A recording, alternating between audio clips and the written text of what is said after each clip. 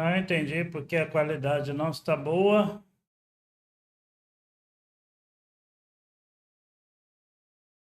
Deu uma melhorada.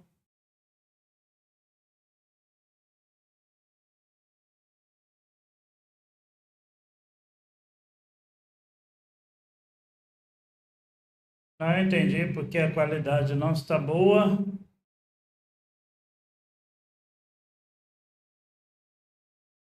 Deu uma melhorada.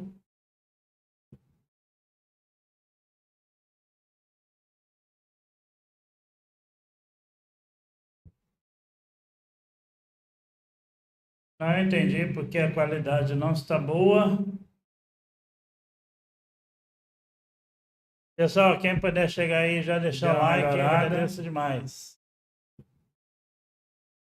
Estamos aguardando aí a posse do presidente Trump. Não entendi porque a qualidade não está boa. Pessoal, quem puder chegar aí já deixar o like, eu agradeço demais. Estamos aguardando aí a posse do presidente Trump. Não entendi porque a qualidade não está boa. Pessoal, quem puder chegar aí já deixar o like, eu agradeço demais. Estamos aguardando aí a posse do presidente Trump. Não entendi porque a qualidade não está boa. Ontem, quando foi lançado. Pessoal, quem puder chegar aí já deixar o like, eu agradeço aqui do Trump.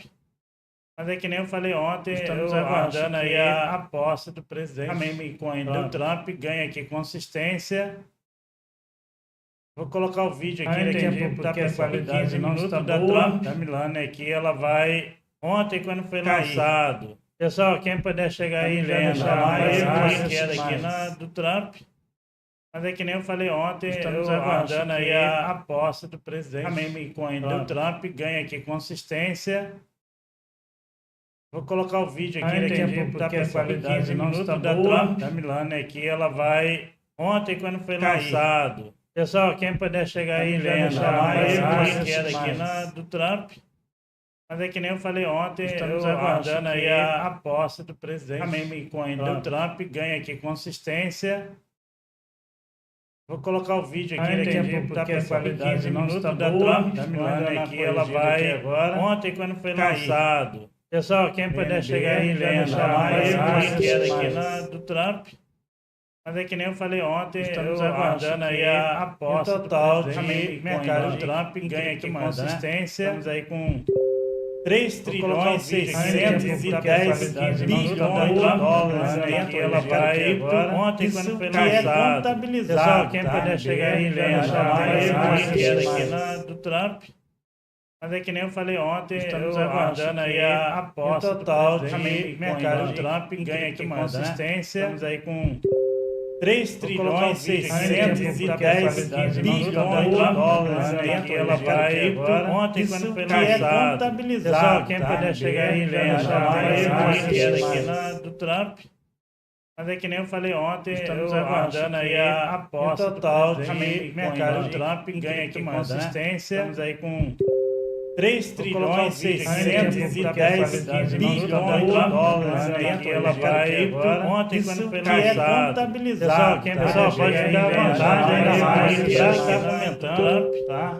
Mas é que nem eu falei ontem, estamos aguardando aí a posse total de mercado do Trump ganha aqui consistência. Estamos aí com 3 trilhões 610 bilhões de dólares aí que ela vai ontem quando foi lançado. Pessoal, quem pode dar vontade ainda mais que já está comentando, tá?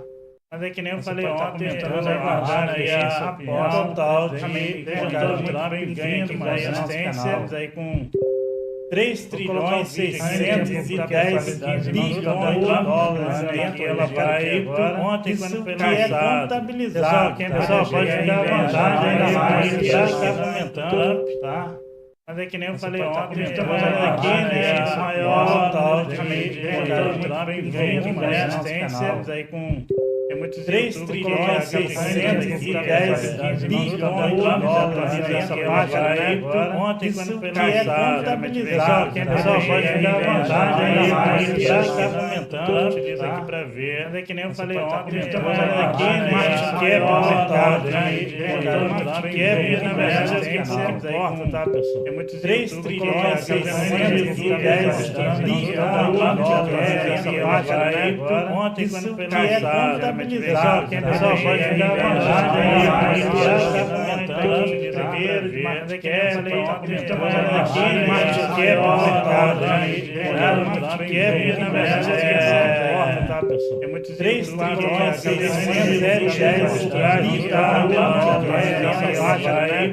Ontem, quando foi lançado, pessoal, pode pegar a vantagem, já rola das últimas 24 horas. Mas é que nem eu falei ontem, estamos aqui, que é o mercado, que é, na verdade, isso daqui, o que mais 3 trilhões, 610 bilhões de dólares nessa página, né? Ontem, que é contabilizado, pessoal, pode pegar a vantagem, já rola das últimas 24 horas. 9 bilhões, 600 milhões de que é o mercado, que é, na verdade, isso daqui, o que mais 3 trilhões, 610 bilhões de dólares nessa página, né? Ontem, que é contabilizado, pessoal, pode pegar a vantagem, já rola das últimas 24 horas. 9 bilhões, 600 milhões de que é o mercado, 40 milhões, isso daqui, 3 trilhões, 610 bilhões de dólares nessa página, né? Ontem, que é contabilizado, pessoal, pode pegar a vantagem, já rola das últimas 24 horas. 9 bilhões, 600 milhões de que é o mercado, 40 milhões, isso daqui, 3 trilhões, 610 bilhões de dólares nessa página, né? Que é contabilizado, pessoal, pode pegar a vantagem, já rola das últimas 24 horas. 9 bilhões, 600 milhões de que é o mercado, 40 milhões, isso daqui, 3 trilhões, 610 bilhões de dólares nessa página, né? Que é contabilizado, pessoal, pode pegar a vantagem, já rola das últimas 24 horas. 9 bilhões, 600 milhões de que é o mercado, 40 milhões, isso daqui, 3 trilhões, 610 bilhões de dólares nessa página, né? Que é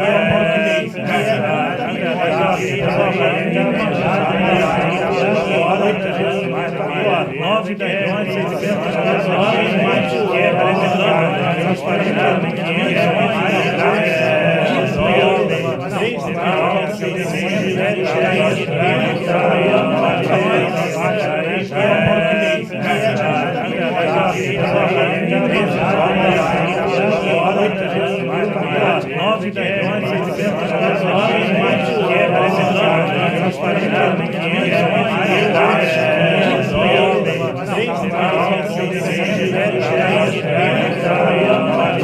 isso daqui, 3 trilhões, 610 bilhões de dólares nessa página, né? Que é contabilizado, pessoal, pode pegar a vantagem, já rola das últimas 9 bilhões, 600 milhões de que é o mercado, 40 milhões, isso daqui, 3 trilhões, 610 bilhões de dólares nessa página, né? Que é contabilizado, pessoal, pode pegar a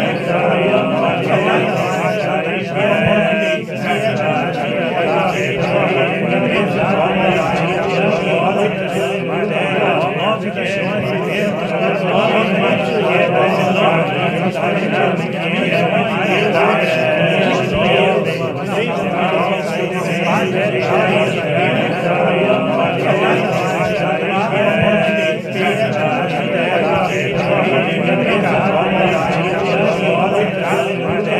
9 bilhões,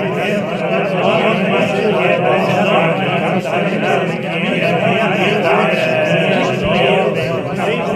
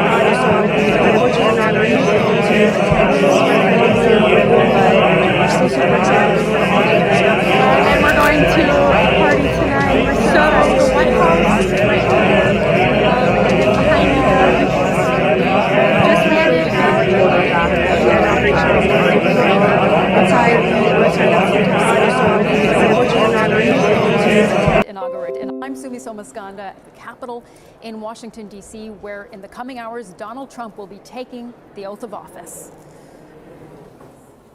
I'm Katrina Perry. You're very welcome. Thanks for being with us. Well, let's have a look now at live pictures of the Capitol building, where in just a few hours' time, Donald Trump will make his historic return.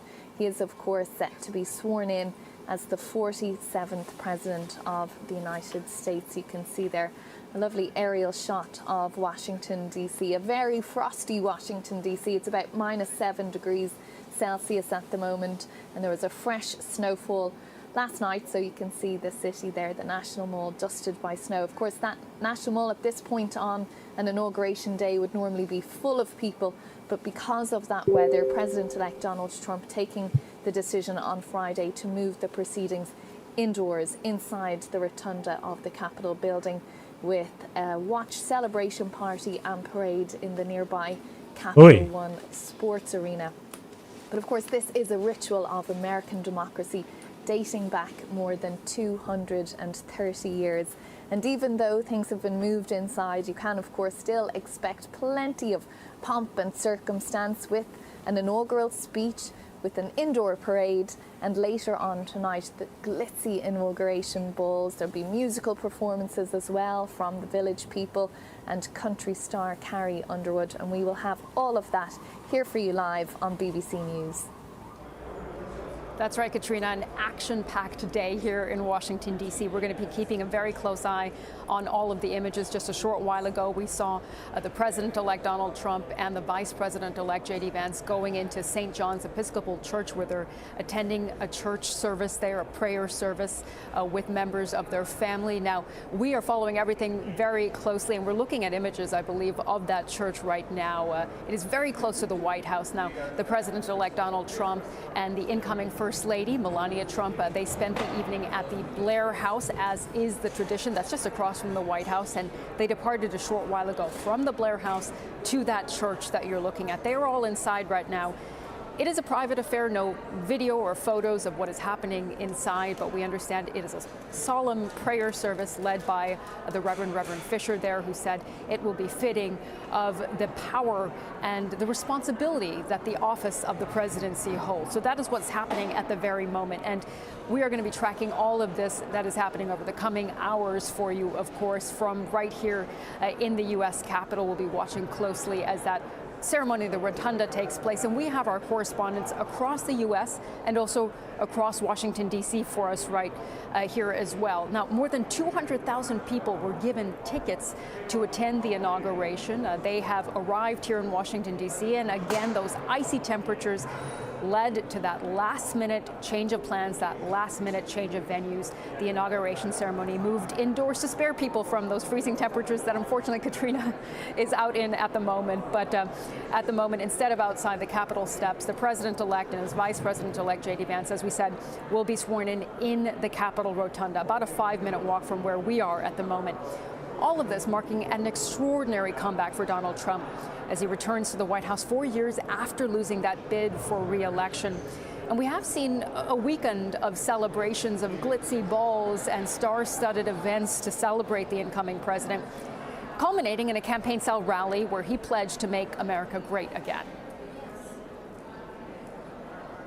It also marks, of course, a ceremonial farewell for outgoing President Joe Biden and Vice President Kamala Harris. She, of course, was defeated in November's presidential election, and in his final hours in office, President Biden issued a slate of preemptive pardons, including Anthony Fauci, the former director of the National Institute of Allergy and Infectious Diseases, former General Mark Milley, the former chairman of the Joint Chiefs of Staff, and the officials on the House committee that investigated the January 6th attacks on the Capitol, as well as individuals who testified before that committee.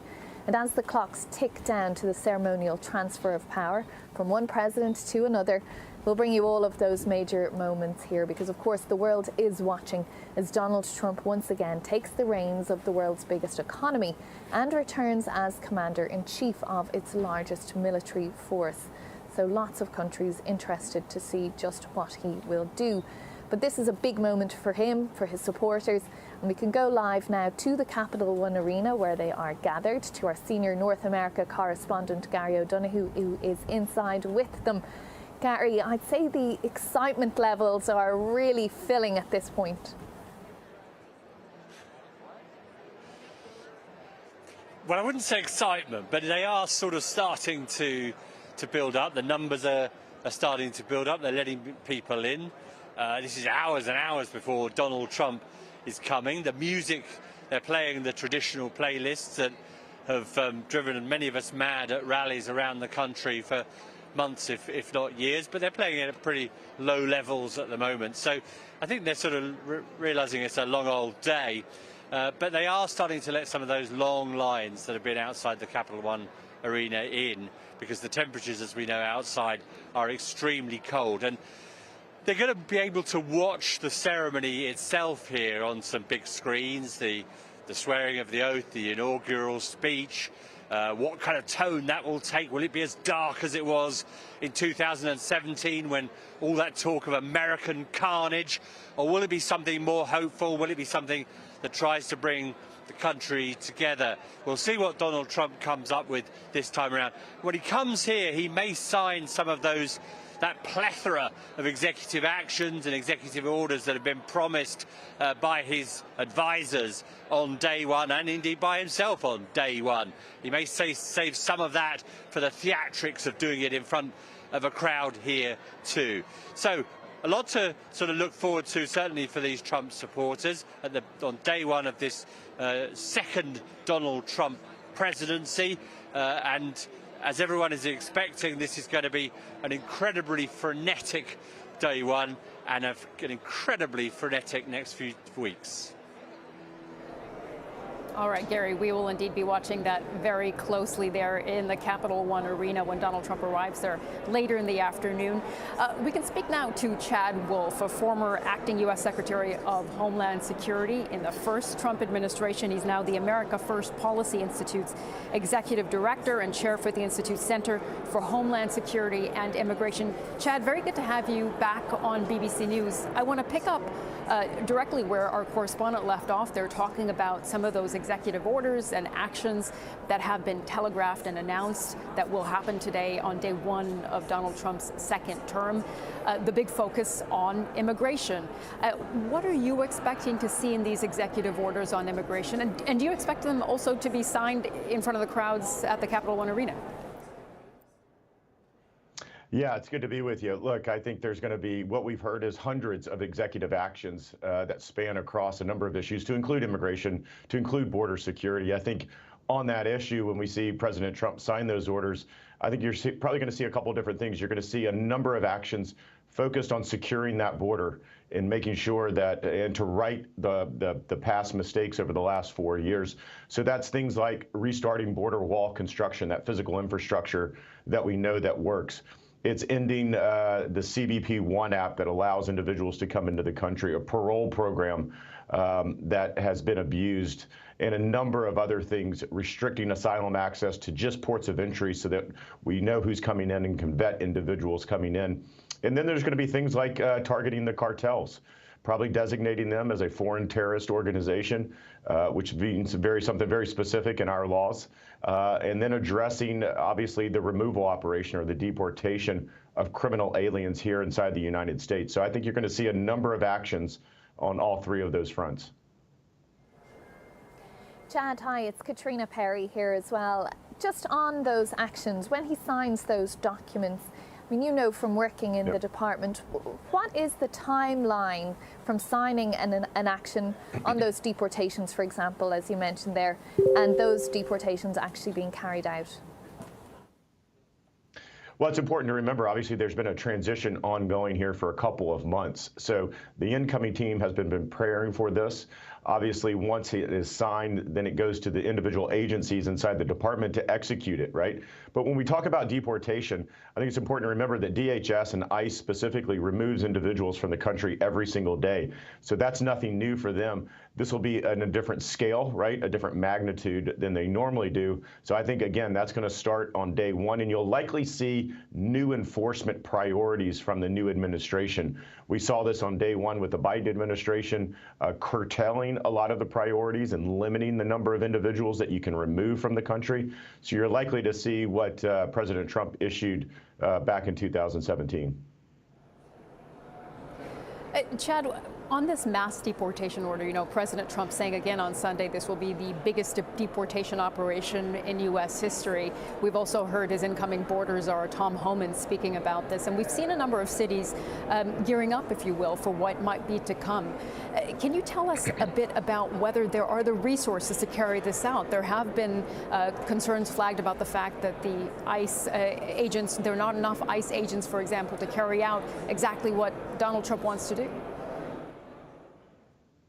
Yeah, absolutely. Again, you got to prioritize. So I think it's important to remember that we've heard President Trump, we've heard Tom Homan and others talk about prioritizing criminal aliens. These are individuals that have come into the country legally and have likely committed another crime. And there's 600 to 700,000 of those individuals here in the United States. Final orders of removal, individuals that have an order to remove to leave the United States but have not done that. There's over 1 million of those individuals. So I think it's important to remember that you're not going to see neighborhood raids and sweeps and things, but you're going to see targeted enforcement actions. But you're going to see them on a scale that we haven't seen over these last 4 years. And that not only serves as to enforce the law, but also as a deterrent to ensure that if individuals choose to break the law, that they know that there's a consequence involved. And we just haven't had that over these last several years. I do think that the removal or the deportation order, it will build over time, right? It will continue to increase. They'll continue to get more resources. They'll continue to scale up. They'll use other federal law enforcement resources, state and local law enforcement resources, and it will build up over time so that you continue to scale and you see these numbers that we've heard the president and others talk about over time. And just when you say there that there aren't going to be neighbourhood raids, you don't expect to see that. We have seen some reporting where, you know, the word kind of raid has been used, particularly in relation to certain cities like Chicago, here in Washington, D.C., that some sort of action should be expected today or tomorrow. And many communities are living in fear of that. So what does that translate to if it's not a neighbourhood raid, as you described there? Well, I describe it as targeted enforcement actions, and no one needs to be afraid unless you're here in the country illegally and you're committing additional crimes, which is what we've heard both Tom Homan, the incoming border czar, as well as President Trump and his team talk about, that they're going to focus on the worst of the worst. And so if you're living in places like Chicago, New York City, and Denver, and you fall in that category, then yes, obviously you are likely going to be a target for removal, as you should be. But I think the important part here is what the incoming team has said they won't do is just exempt anyone from the law. We saw President Biden do this, that they took individuals, they said, well, if you've committed these types of crimes, then you're not going to be removed. And so what we saw was we saw more of those individuals coming into the country and those types of crimes being committed. And the incoming Trump team has said, we won't do that. They may not be a priority right now, but we're not going to do that. So it's going to be a different mentality. But there will be targeted enforcement actions in cities and towns and states all over the country. Okay. Well, we'll wait to see, I suppose, just what President Trump, as he will be later, signs into force a little bit later on today. Chadwell, former acting U.S. Secretary of Homeland Security under Donald Trump in his first administration, and now the America First Policy Institute Executive Director. Thanks so much for joining us here on BBC News. All right, thank you. Well, while we're talking, of course, President-elect Donald Trump and Melania Trump and his family, and Vice President-elect J.D. Vance and Usha Vance, and many of their supporters are currently at a church service in the church, St. John's Episcopal Church, just opposite the White House there. We're seeing some still images coming to us from that service. It is a private service, no TV cameras allowed inside, but photographers were allowed to take a few snaps inside. And I'm told, for our international viewers who might be interested in this, that Javier Milei, the Argentine president, is there, and Boris Johnson, the former British Prime Minister, is also inside at that church service, as is Jeff Bezos, Mark Zuckerberg, and family and friends. And this was the moment when Donald Trump and Melania Trump arrived, leaving their motorcade and entering St. John's Episcopal Church. This was the first glimpse that we've had of President-elect Donald Trump today, being greeted there, as you can see, by the Reverend of that church. And this kickstarts the day's events, essentially, beginning with this church service. Then they will move to the White House for a tea with the Bidens, and then they will travel to Capitol Hill for that all-important, historic ceremonial swearing in, where he will take the oath of office. Barron Trump there just following his parents into the office. I'm joined now by our special correspondent, Catty Kay. Thanks for being with us, Catty. It's very cold, but it's a very different type of inauguration as well. I mean, 2020, there were no people either because of COVID. This time there are people, but they're just not on the mall. Yeah.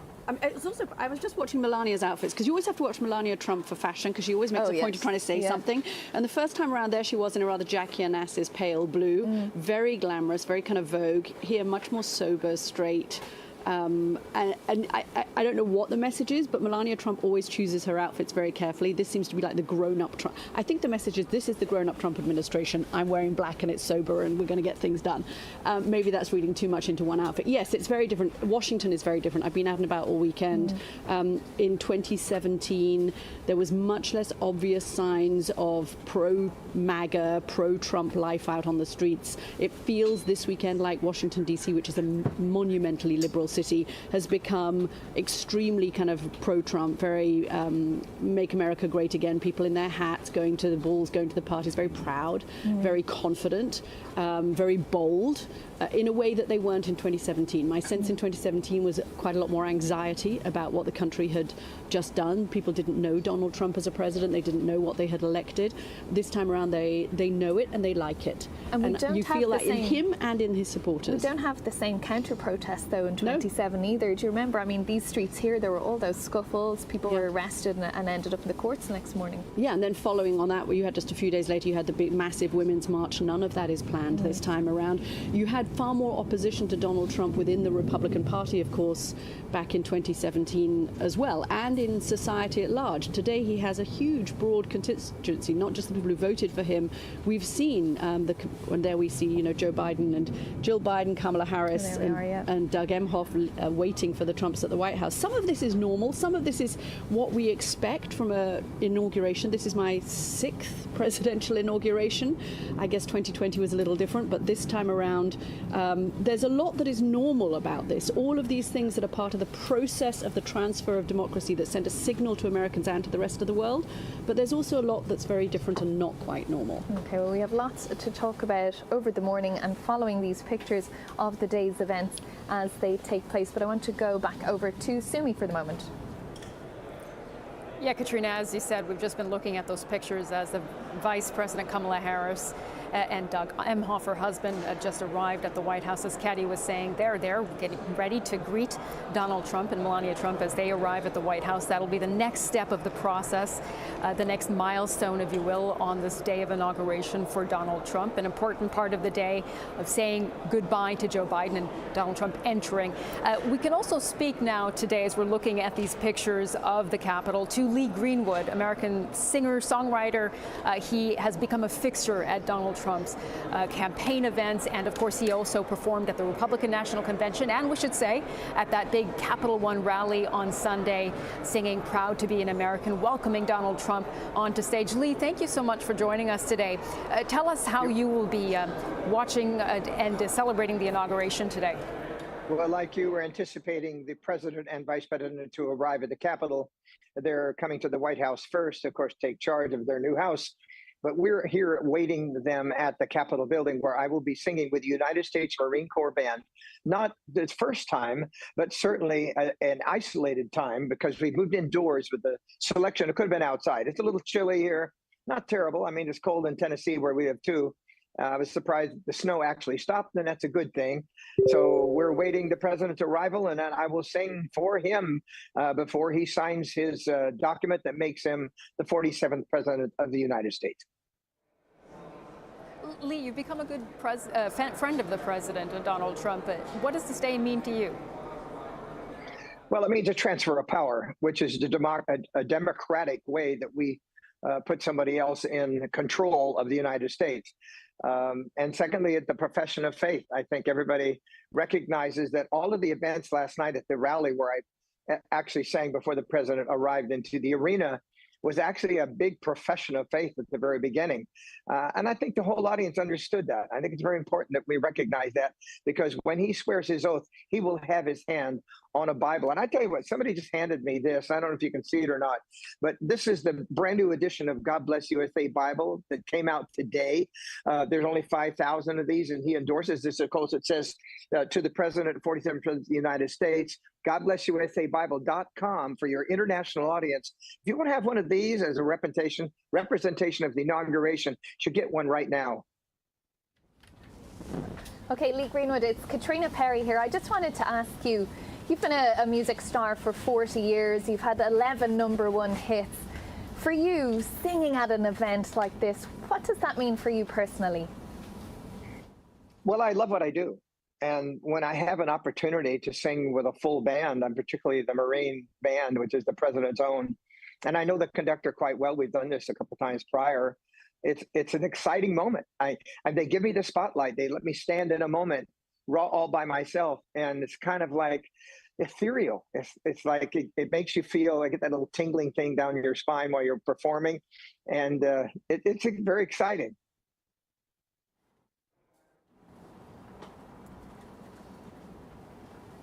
Okay. All right, Lee, thank you so much for joining us. Wishing you all the best today, of course, for that performance of the president. Thanks again for being with us today on BBC News.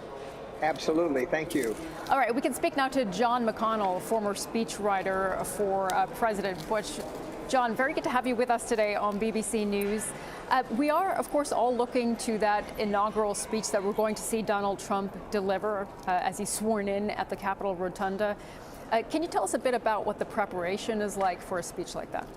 Well, right after the election, the president-elect is going to sit down with either his primary speechwriter or speechwriting team and talk in general terms about what he's going to want to say at the inauguration. It will be themes, goals for the administration, not a lot of specific policy, not a lot of specific proposals. I understand that President Trump is going to announce today in the inaugural address that he's going to be signing some particular executive orders. That's not common for an inaugural address. Inaugural addresses are usually less programmatic and more broad in their themes. I also think President Trump is going to do that as well. I heard a friend of his say the other day that he had asked the president-elect, are you working on your inaugural address still? And Trump told him, no, it's ready. It's about 40 minutes. And so it'll be interesting to see whether it's actually that long. Inaugural addresses tend to be in the 2,000 word range, 20, 25 minutes. Depending on audience reaction. This may be a little longer than usual, but we'll just have to see that. But behind the scenes, there will be some editing by the president-elect, by his speech team. I don't know how it works in the Trump operation with President Bush, who I worked for 8 years. The speech process was pretty streamlined. The president had a few people that he would allow to look at the inaugural address, but he kept it in a pretty close circle. Disciplined in the editing as the event draws nearer. The behind-the-scenes process would be more about practicing delivery than it would be about changing the speech. I'm guessing that President Trump has been reading the speech over in the last few days, making some changes, but concentrating a little bit more at this point on the delivery itself. And of course, it's a different dynamic because it's going to be, of course, in the rotunda of the Capitol instead of out on that grand west front of the Capitol where it usually takes place. Indeed, and we'll see how that impacts delivery, being in that very intense and intimate surrounding. Just as we're speaking to you there, John McConnell, we've seen those images of President-elect Donald Trump and First Lady Melania Trump and members of the family leaving that church service there and getting into their motorcade here. They're still parked outside the church at the moment. On the other side of your screen, though, you can see the entrance to the White House, where, again, just a few moments ago, we saw President Joe Biden, First Lady Jill Biden, Vice President Kamala Harris and Second Gentleman Doug Emhoff all arrive and wave to the awaiting cameras there. They're inside now awaiting the arrival of the President-elect Donald Trump, where they will have a tea together before they all proceed on to the Capitol for the official swearing in, when Donald Trump will take over the reins of this country and Joe Biden's term in office will be up. So again, these are short journeys that are to be made really just across a park, just a matter of a couple of dozen meters or so. But for security reasons and also because of the weather today, they are motorcading that short journey. Of course, later on, Donald Trump, when he's been inaugurated, when he's President Trump, will go to the Capital One Arena, where 20,000 supporters will be gathered to see him, and that's where the presidential parade of sorts will take place today after this decision to move everything inside. And we can go to our correspondent Caroline Hawley, who is outside the Capital One Arena for us, where there are, Caroline, huge numbers of people queuing and trying and hoping to get in. What's going on where you are? That's right. It's been a long wait for them, and it's going to be a lot more waiting. That's the arena there. The crowd is moving forward, but behind me as well, I mean, the crowds just stretch for literally as far as the eye can see and right around the block. And people have been waiting here since pre-dawn in freezing temperatures. That's not dampened their enthusiasm. We're here with a family who've come all the way from Miami. So why was it important for you to be here? We wanted to see Trump in the arena. Why do you support him? What do you like about him? Do you believe he can make good on all the many promises he's made? We hope so. Yeah, absolutely. I do think so. I think this time around he knows what he needs to do. He's got the right people, and I think he's going to make the changes that we need to make. I think we Make America Great Again is all about exactly that, right? Concerning himself with us, with the American people, and not so much with everyone else outside. You know, that they have their own interests, and we wish them well, but the idea is watch out for us. Specifically, what do you want him to do to make your life better? So economically, I think he's been saying it starts with energy. I think things like opening up fracking and things like that, other nuclear power, that's one. Obviously, the immigration.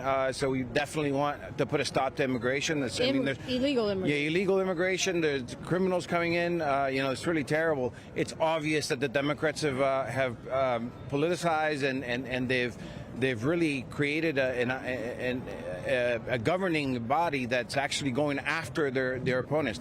Everything they say that Trump does, they've been doing for the last 4 years. And you're not concerned that he is a convicted felon now, the 47th president about to be?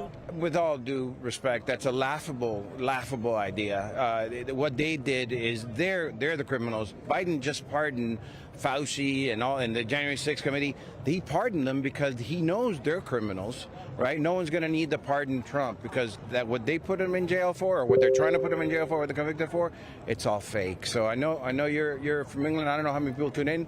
Please listen. It's all fake. He's not a convicted felon like that. Well, strong support here for Donald Trump, as you would expect, among the people queuing, hoping to get a glimpse. And these people now, they're going to rush away. Yeah, thanks so much, because they're worried they're not going to get into the arena. Back to you now. All right, Caroline, thank you so much. Of course, a massive security operation as well. So many tens of thousands of people, of Donald Trump supporters like those who Caroline were just speaking to, have arrived here in Washington for the inauguration. We've just seen, in the pictures on your screen, we've just seen Donald Trump's motorcade leaving St. John's Episcopal Church, where that prayer service has wrapped up, and he is now heading to the White House. Of course, a short while ago, we saw the Vice President Kamala Harris and the second gentleman, Doug Emhoff, arriving at the White House, joining Joe Biden and the First Lady Jill Biden on the steps there at the White House. And what will happen now is Donald Trump and Melania Trump will arrive at the White House. They will be greeted at the North Portico of the White House, and then they will enter into the White House with Joe Biden, Jill Biden, and have tea. It is a relatively short ceremony, that tea that they have together, before they then depart together in a very large motorcade to the Capitol for the official part of the inauguration, the swearing in, the oath of office that will happen right here at the Capitol. And you can see there on your screen images of that motorcade arriving. As Katrina mentioned a little bit earlier, these are actually very short distances, but because of the massive security operation in place, we can tell you that it's very hard to get anywhere in Washington right now, unless you have, of course, you're traveling in that motorcade with President Trump. It's very hard to move around because there are barriers up across, particularly the Capitol complex and in and around the White House. So those are the images we're looking at right now.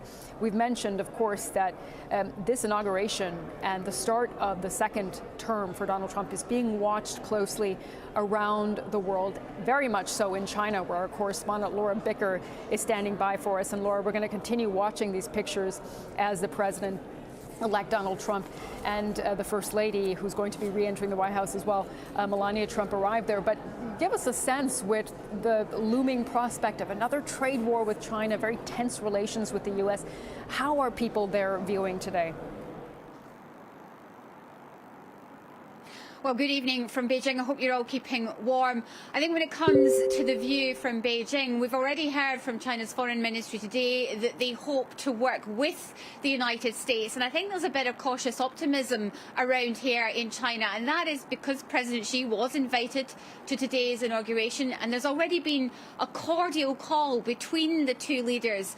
And of course, we've seen reports, certainly, that Donald Trump may want to come to China in his first 100 days, a sign of just how important this relationship is to him. But you mentioned the looming prospect of tariffs, and that will worry Beijing. Beijing right now is trying to shore up its own economy. It's reliant on exports. If Donald Trump slaps those 60% tariffs on Chinese goods, well, it could harm their economic prospects. But make no mistake about it, China is ready for a second Donald Trump presidency. They have prepared for this. So they have been finding other ways to do business, other countries to do business with. So it may not affect them as much as Donald Trump may hope.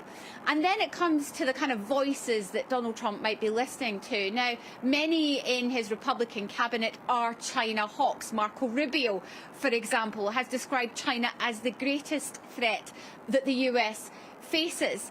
And then on the other hand, he has the billionaire Elon Musk, who has significant business interests in this country. So he'll be hearing both sides, and it'll be up to which voice he really listens to determine the future of US-China relations during his presidency.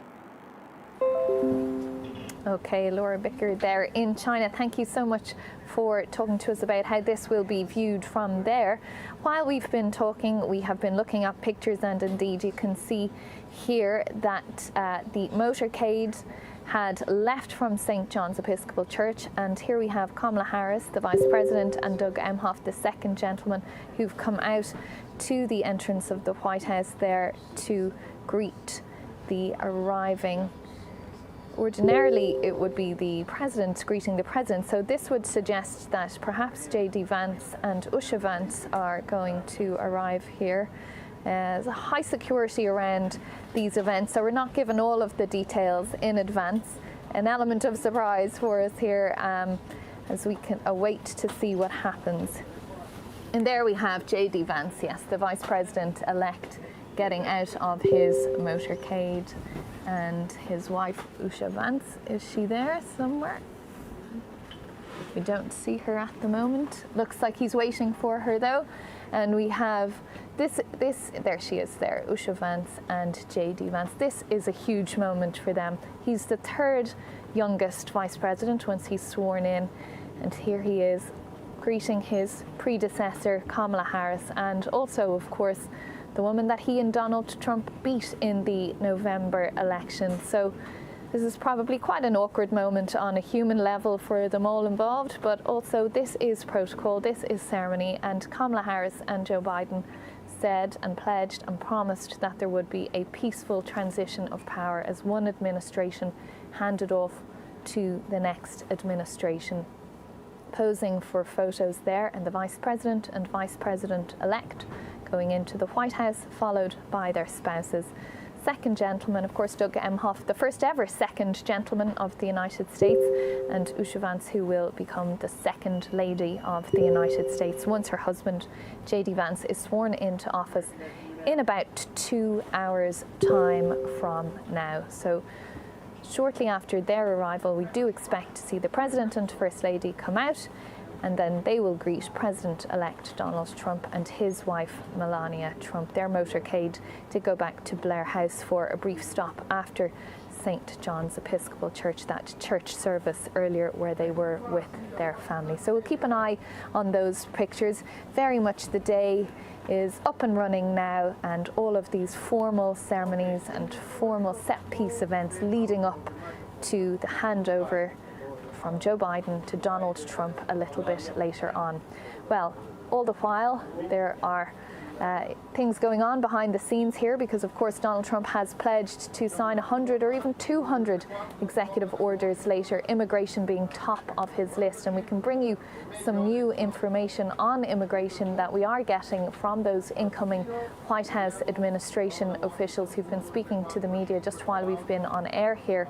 So they have said that the incoming Trump administration will declare a national emergency at the US-Mexico border, and they'll direct the Defense Department to seal the border, is how they're describing it, as part of a raft of executive actions aimed at restoring what they're calling common sense immigration policy. In a brief call with reporters, an incoming official said that 10 executive actions will be signed by Donald Trump today, all pertaining to the US-Mexico border. The official said that as part of those orders, the Pentagon will deploy additional resources and personnel to the border, including counter-drone capabilities. Now, Donald Trump will also order, we're told, that officials restart construction of the border wall. About 450 miles, 700 kilometres or so, were built during his first administration, of course. They're also going to order that the reinstatement of the Remain in Mexico policy, and that requires migrants to wait for their asylum proceedings on the Mexican side of the border. Birthright citizenship will also be ended, meaning that the children of undocumented migrants living in the US will no longer automatically be considered US citizens, as has been the case to this point. Well, let's bring back in John McConnell here, speechwriter for President George W. Bush and Vice President Dick Cheney. John, thanks for being with us there. Donald Trump, we're told, he mentioned it himself in that rally in the Capital One Arena yesterday, that he is going to address the issue of immigration in his inaugural speech at the Capitol, that it's going to be one of the first things that he does. How common is it that presidents lay out specific policies in these inaugural addresses, or is it generally more ideologies and big ideas for their presidency? They tend to be broader because broader and more philosophical and aspirational, because it's the beginning of the presidency. You haven't had any of your fights in Congress yet. You haven't had any of your big victories. You haven't had any of your big defeats. You haven't had any scandals or resignations or anything of the kind. It's all beginning. Most presidential speeches from then on have to deal with specific legislative proposals, fights with the Congress, reacting to events, just an innumerable variety of topics that have to be addressed by a president in real time. The inaugural address, as I say, for that reason, is going to be broader and more aspirational. It's an official event. It's not a political event. It is for the entire country. It is supposed to be a unifying event. And so presidents tend to, in that speech, perhaps more than in many other speeches, reach out to the opposition, reach out to Americans who would have voted for the other party in the election, and use this as an opportunity really to unite the country. And so President Trump will have some specific policy proposals. We haven't seen an advanced copy of the speech yet, just a couple of excerpts. He will be different in that sense. He will, as we know now, have some specific policy proposals. But I do expect that in the main, the speech we're going to hear this afternoon will have a lot of broad thematic movements in it. And I suppose a slightly unusual thing as well is he'll make that inaugural address, but he's also going to make remarks when he goes to the Capital One Arena for that kind of internal parade that's happening, which we wouldn't normally see. We wouldn't normally see the president stop halfway down Pennsylvania Avenue and make remarks to the senators. So we'll possibly get a little bit more detail at that point as well. I also want to bring in James Rosebush. He's former Deputy Assistant to President Ronald Reagan and former Chief of Staff to First Lady Nancy Reagan. And just to go back to that moment that we're waiting on, James, when President-elect Donald Trump will arrive at the White House to have tea with President Joe Biden. We've already seen, just in the last few minutes, of course, Vice President-elect J.D. Vance and his wife arriving there and greeted by the current Vice President, Kamala Harris, and her husband, Doug Emhoff. What are these moments like from inside the White House when you've been there for 4 years and suddenly you're greeting your successors and you've got to pack up and go? Well, I'm sure in one sense it can be a bit awkward, especially when you have a party taking control of the United States government that isn't necessarily in agreement with the previous one. However, it's a very nice, homey scene, and it's an opportunity in the Blue Room on the state floor of the White House for the new couple to come in and to have a conversation and a bit showing, I think, to the American people, which is all this whole enterprise is about, is to show the American people the power and reliability of a democratic form of government. So here you have the former or currently sitting presidential couple welcoming the new couple. And it's an opportunity to communicate and to show, again, to the American people that we are one country, we are united, and I think probably give them an opportunity for some small talk, a little bit about the White House. I remember that when the Trumps arrived last time, they carried a gift in an aqua box from Tiffany, I suppose, a gift to the Obamas. And it was a little bit awkward because we hadn't seen anything like that before. But I think it showed a bit of generosity or kindness on the part of the Trumps. So it was an interesting scene to see. But they'll be in the Blue Room and they'll have tea or coffee. And it's a bit of a protocol exercise, but it won't be lost on the American people because the American people want to see unity. They want to see support, especially as the new presidential team takes control and will be moving into the place where they're just meeting for tea or coffee today. Okay, well, that is certainly an important part of this transition, isn't it? That peaceful transition of power. And indeed, our colleagues who are following President Biden today, the outgoing president, saying that he was asked how he was feeling, and he said, quote, "Good. It's a beautiful day." So they will be meeting shortly with Donald Trump as he is heading, and we're watching his motorcade heading to the White House. We're expecting him and Melania Trump to arrive there for that moment. And of course, a short while ago, we did see the Vice President, Kamala Harris, and the second gentleman, Doug Emhoff, greeting the Vice President-elect, J.D. Vance, and his wife, Usha Vance, who will become the second lady, as they entered the White House. That was a bit of a wrinkle in the schedule that we hadn't anticipated, but that's what we saw a short while ago, and indeed we're watching and waiting for Donald Trump and Melania Trump to arrive at the White House. And of course, a little bit later in the day, much of the action will then shift to Capital One Arena in the heart of Washington, D.C. Again, that was not a planned part of the inauguration ceremony, but because the ceremony had to be moved indoors due to the icy temperatures, concerns about the tens of thousands of people who have arrived here from around the country, they moved it indoors, and the parade part of the day is now being staged inside that arena. Our correspondent Gary O'Donoghue is there for us. And Gary, just give us a sense of how things are there and what's to be expected from that parade in the arena.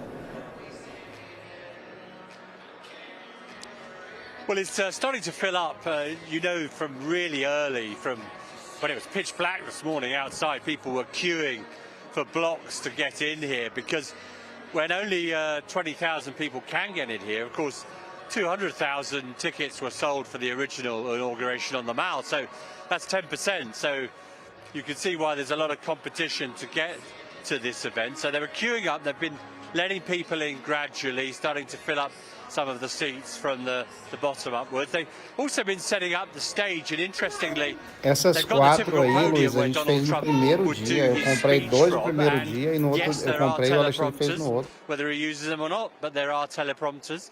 But on the other side of the stage, they've got this sort of desk with a nice chair and a microphone and a sort of circular thing at the front where you would typically have presidential seal. And I think that's a pretty clear indication, isn't it, that he's definitely going to sign some of those executive actions and say what he's doing while he's doing it in front of this crowd, because that is the kind of theatrics, the kind of drama, the kind of televised as well choreography that Donald Trump loves. and given that he's doing so many on the first day, you might as well split them up a bit between the Capitol here and perhaps the White House later.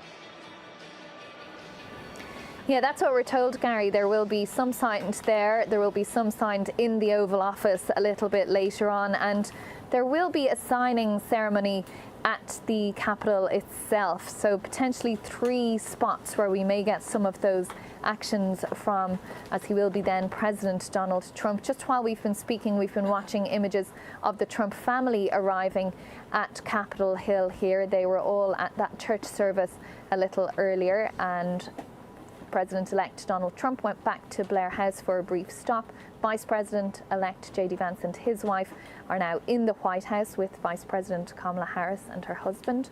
And we've seen the children and their families, the grown-up children, of course, and their families and the grandchildren arriving at the Capitol building there, where, of course, as we've been talking about all day, all weekend, the events are now taking place indoors in the rotunda there. And we've also over the morning seen images of all the seats laid out, little booklets placed on each seat, because this is of course a historic and a momentous moment. Well, our special correspondent Catty Kay is with me here. Catty, just looking at all of this, it hadn't been billed that Vice President-elect J.D. Vance was going to meet Vice President Kamala Harris. You'd want to be a fly on the wall for that meeting, wouldn't you? There are lots of moments I'd like to be on the fly on the wall in these meetings. That meeting will be interesting, of course, because Kamala Harris had the Vice President's job that J.D. Vance is now about to take. She tried to get the top job and didn't manage to get it. J.D. Vance may well be the heir apparent in the Republican Party. Will they be, will he be asking her for advice on, there is this transition process where the outgoing administration hands over literally kind of binders of information to the incoming administration. And my understanding is this has been a much more smooth process. There's been much more cooperation and much more communication between the two teams than there was back in 2016. The other moment I'd really like to be a fly on the wall is inside the beast, when the president and the president-elect come down to Capitol Hill. That'd be interesting too, to hear what they have to say. Is it cordial? Do they chat? Sometimes in the past, presidents haven't chatted in that drive down. We know that.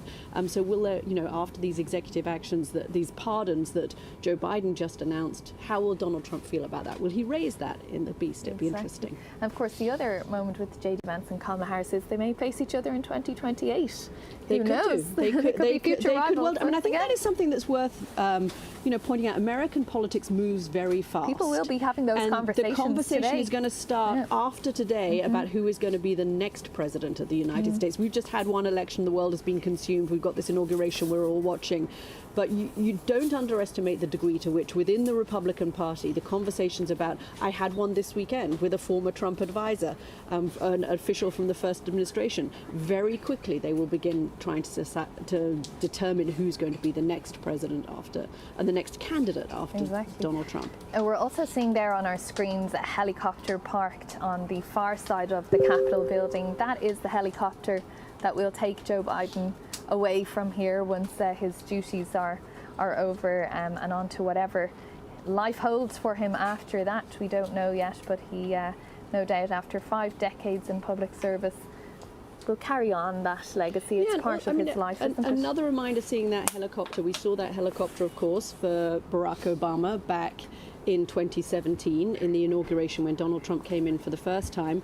That helicopter was not there in 2021 when Joe Biden was sworn in as president of the United States, because Donald Trump didn't attend the inauguration, so he had flown away already beforehand. So I think, today is for me there are so many moments of history wrapped up in this day. Inaugurations past, but also the events of January the 6th, the fact that this is taking place in the Rotunda, which is where some of the rioters who broke into the Capitol were milling around on that day. I mean, you couldn't make this up. If you were trying to write a screenplay of today and the sort of political significance, it would be full of symbols throughout the day. You did a montage over the years. You could do the a images montage. inside their Hollywood style. We're just, as we're chatting, of course, more VIPs arriving here at the Capitol, because although the events don't start for another hour and 40 minutes or so, you have to be in your seat very early. Security is very tight, and it's definitely not a moment that you want to be missing because you're running late or stuck in traffic because of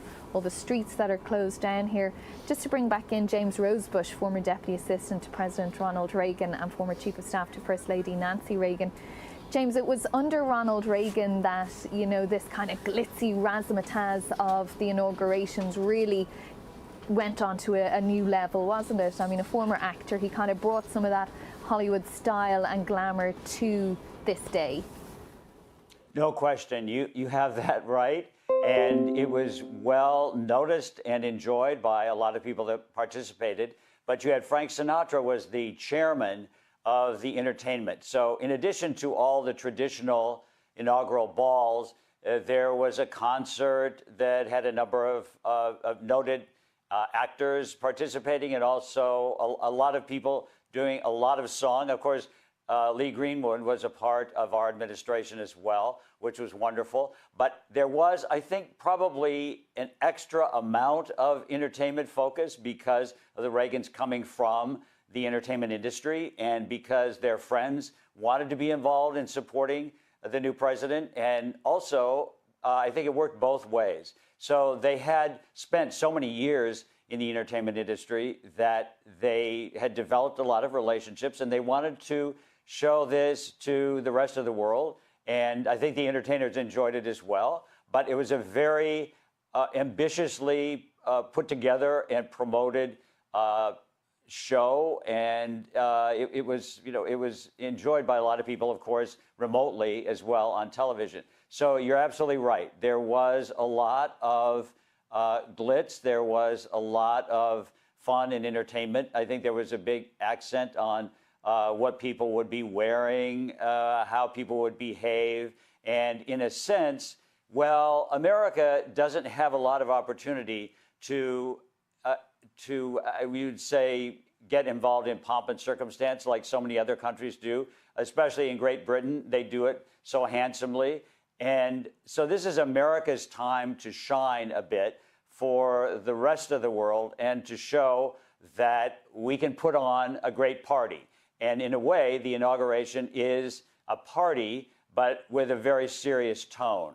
And, you know, the Constitution doesn't actually require the president to make an inaugural address, but this has been done by tradition, of course, beginning with George Washington, whose addresses were largely not, I wouldn't say ceremonial, but given in gratitude for being even asked to serve as president. And then you went on in all of these inaugural speeches with not a lot of consequence, and in some cases, not a lot of lasting statements. You also had a president who spoke too long in a too cold climate, which he died from a month later after he had given a lengthy speech of over an hour and 40 minutes. So it's interesting, the granularity of history here as we go through this whole inaugural period, and to see the impact. Of course, you're never going to have total unity in terms of our political platforms, but it does unify people and to assure them, not just Americans, but the rest of the world, that America stands strong behind its government. And I think this is critically important, especially for today. And James, just as we're speaking, we're looking in the center of the building at the heart of the government there. It's a fabulous overhead shot of the rotunda itself where the swearing-in ceremony will take place, and you can see rows and rows of all the seats for those lucky enough to be inside the rotunda for this moment. Of course, it can't cater for anywhere near the number of people who would have been seated on the platform and on the ground in front of that. There is an overflow area for VVVIPs in the visitor centre here on Capitol Hill.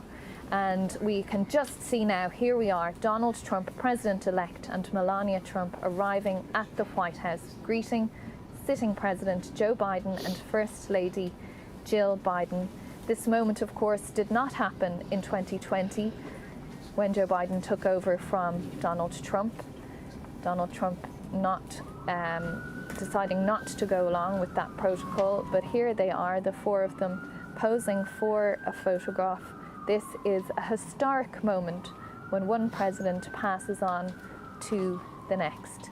And there we have the two men, the two presidents, and one soon-to-be president again, Donald Trump and Joe Biden, entering, followed by First Lady Jill Biden and soon-to-be First Lady again, Melania Trump.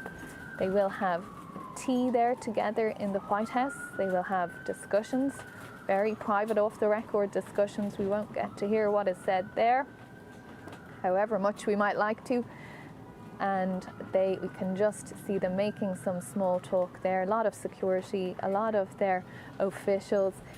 This is really one of the key moments, Catty, isn't it? That greeting between Donald Trump and Joe Biden. So much has been said by both men about the other. Yeah, I mean, you have to remember that Joe Biden, at the end of the campaign, called Donald Trump a fascist. And yet there he is greeting him. And the reason that Joe Biden is doing this, Joe Biden, a deeply competitive person, and doesn't have much love for Donald Trump, I'm sure, from the way he's spoken about him in the past, but he's also very committed to the institution of American democracy. He was in the Senate for decades. As president, he's repeatedly shown himself committed to the institutions of the presidency.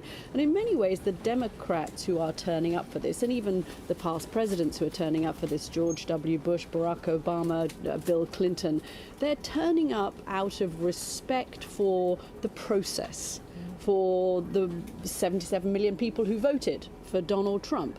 They may not be turning up because they like Donald Trump, because they like Donald Trump's policies. That's not why Joe Biden is having Donald Trump to tea in the White House. He's having Donald Trump to tea in the White House because that is what you do to support the system.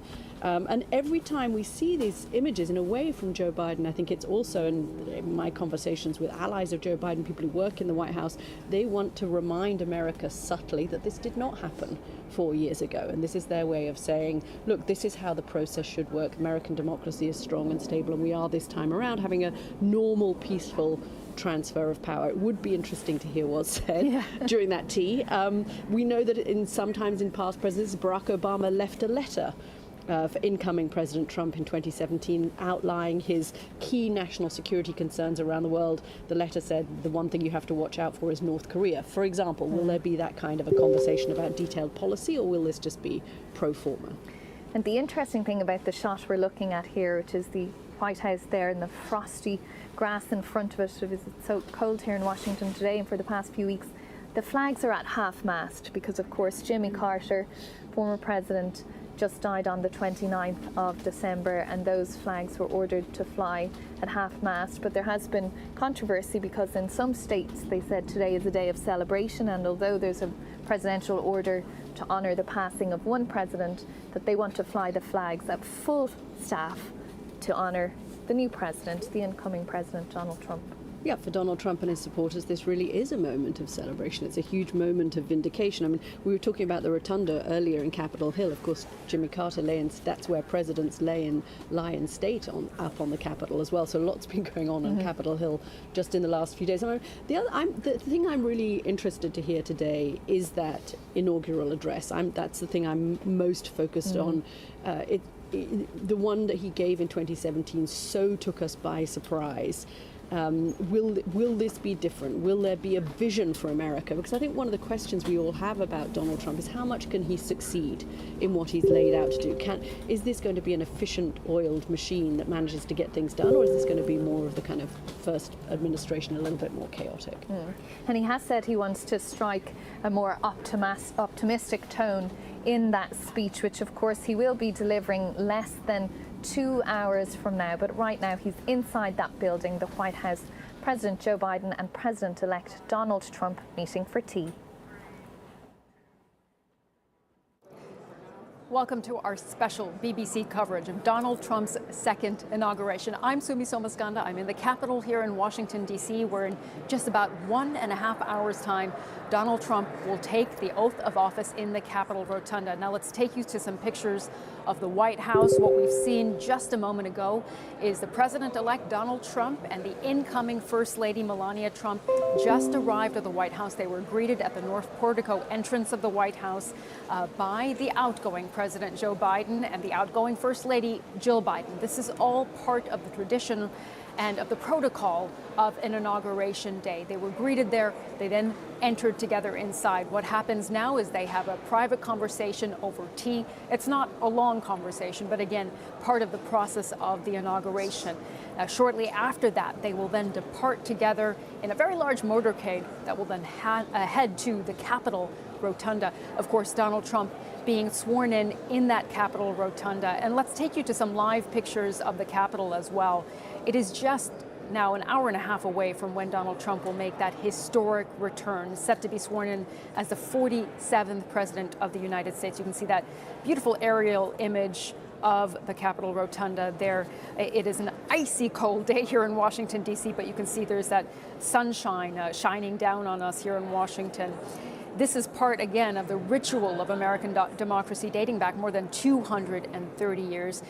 We can expect plenty of pomp and circumstance. We've already been following the morning's events. We've seen the President-elect Donald Trump and the incoming First Lady leave the Blair House where they spent the night. They went to a prayer service at St. John's Episcopal Church. And as we said, we're at the White House at the moment, and then they will head over to the Capitol. So there will be an inaugural speech, a celebratory parade, glitzy inauguration balls as well that we're going to be covering for you throughout the day. Today also marks, as we said, a ceremonial farewell for outgoing President Joe Biden and Vice President Kamala Harris, who we saw a short while ago at the White House as well. Now, in his final hours in office, President Biden did issue a slate of preemptive pardons. The images you're looking at now, that was from a little bit earlier in the morning when Joe Biden and Jill Biden welcomed the Vice President and the second gentleman, Doug Emhoff, at the White House. They are there as well. That was just a short while ago here in Washington. Now, we mentioned those pardons that President Biden issued this morning early. They include Anthony Fauci, the former director of the National Institute of Allergy and Infectious Diseases, General Mark Milley, the former chairman of the Joint Chiefs of Staff, and officials on the House committee that investigated the January 6 attacks on the Capitol. That news coming into us just this morning. Now, again, in the last hour, we saw the president-elect and his wife Melania arriving at the White House. Here in Washington, more than 200,000 people had tickets to view the event on the National Mall, but those bitterly cold temperatures forced events indoors at the 11th hour. Instead of outside on the Capitol steps, the president-elect and his vice president-elect, J.D. Vance, they're going to take the oath of office inside the Capitol Rotunda. We're looking at those photos from a little bit earlier in the day. As you can see there, you see Melania Trump accompanying Donald Trump as they entered that motorcade. They departed this morning from the Blair House. Traditionally, that is where the president-elect and the incoming First Lady spend the night ahead of the inauguration. It's just across from the White House and just down across from the St. John's Episcopal Church as well. So we are now also going to show you images just from a short while ago of Donald Trump and Melania Trump as they arrived at the White House. As we mentioned, that really kind of historic moment as we're seeing this historic presidency for Donald Trump as he was greeted there by Joe Biden and Jill Biden. And what a moment indeed. Joe Biden, of course, defeated Donald Trump in 2020 in that election, had originally planned to face off against Donald Trump in the 2024 election. He then dropped out in a momentous part of the election campaign that we followed, Kamala Harris entering the race, and then, of course, Donald Trump scoring that decisive victory in the election in November 2024. So those are the images we saw just a short while ago of Donald Trump and Melania Trump arriving at the White House. That's just at the north portico of the White House there. And then they entered inside, and we are not privy to the conversation they're having inside. This is a private conversation they're having over tea, expected to be about 20 minutes or so. So not a long conversation that they're having. But of course, it's all part of the handoff between the outgoing and the incoming president. Now, a little bit later in the afternoon, what we're going to see is the inauguration parade that's been moved indoors to the Capital One Arena. The reason for that, as we mentioned, the icy temperatures here in Washington, concerns about the tens of thousands of people who would be spending several hours outside. That then moved indoors to the Capital One Arena. And our correspondent Gary O'Donoghue is standing by for us there. He's been following events there for us all morning. And Gary, of course, no part of the program has started just yet. That's expected to take place a little bit later in the day, but still people trickling in, and of course security very tight around the arena. Just tell us what things are like there and what's expected to happen. Yeah, security is very tight and people were lining up from very early in the morning. The place is perhaps, we're more than half full now. They've got sort of 3 tiers of seating around the edge of what is, after all, a basketball court and a hockey ice rink. They're filling up pretty quickly. So people will be able to watch what goes on at the Capitol on large screens here. They've been showing pictures of the White House as well, and of Donald Trump and Melania Trump, and indeed J.D. Vance and his wife arriving there. And big cheers going up when they see the president and when they saw J.D. Vance as well. So they're already starting to engage a little bit, and I'm sure they'll be on the edges of their seats by the time it comes to the oath of office and the inaugural address. And of course they'll be waiting for a few hours before they see him here in person later on, where again we may get a reprise of what he did in this very arena yesterday, a big speech about his priorities, a sort of pretty upbeat, pretty positive, pretty triumphalist speech about having won the election and the popular vote, and how he's going to fix all the crises, as he said, fix all the crises facing the country. And of course on the stage behind me they do also have, as well as the normal podium where he speaks from, they have a desk set up, a microphone there, a chair, a place for a potential presidential seal where we expect some of the signing of those executive actions and executive orders to take place in front of this huge crowd of his supporters.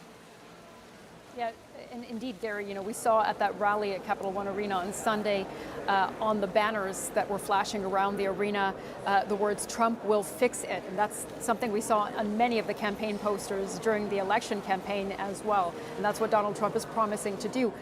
We're getting a few more details about those executive orders. Just take us through what you think we can expect Trump to do, and of course, quite unusual to be signing these in front of an audience of his supporters.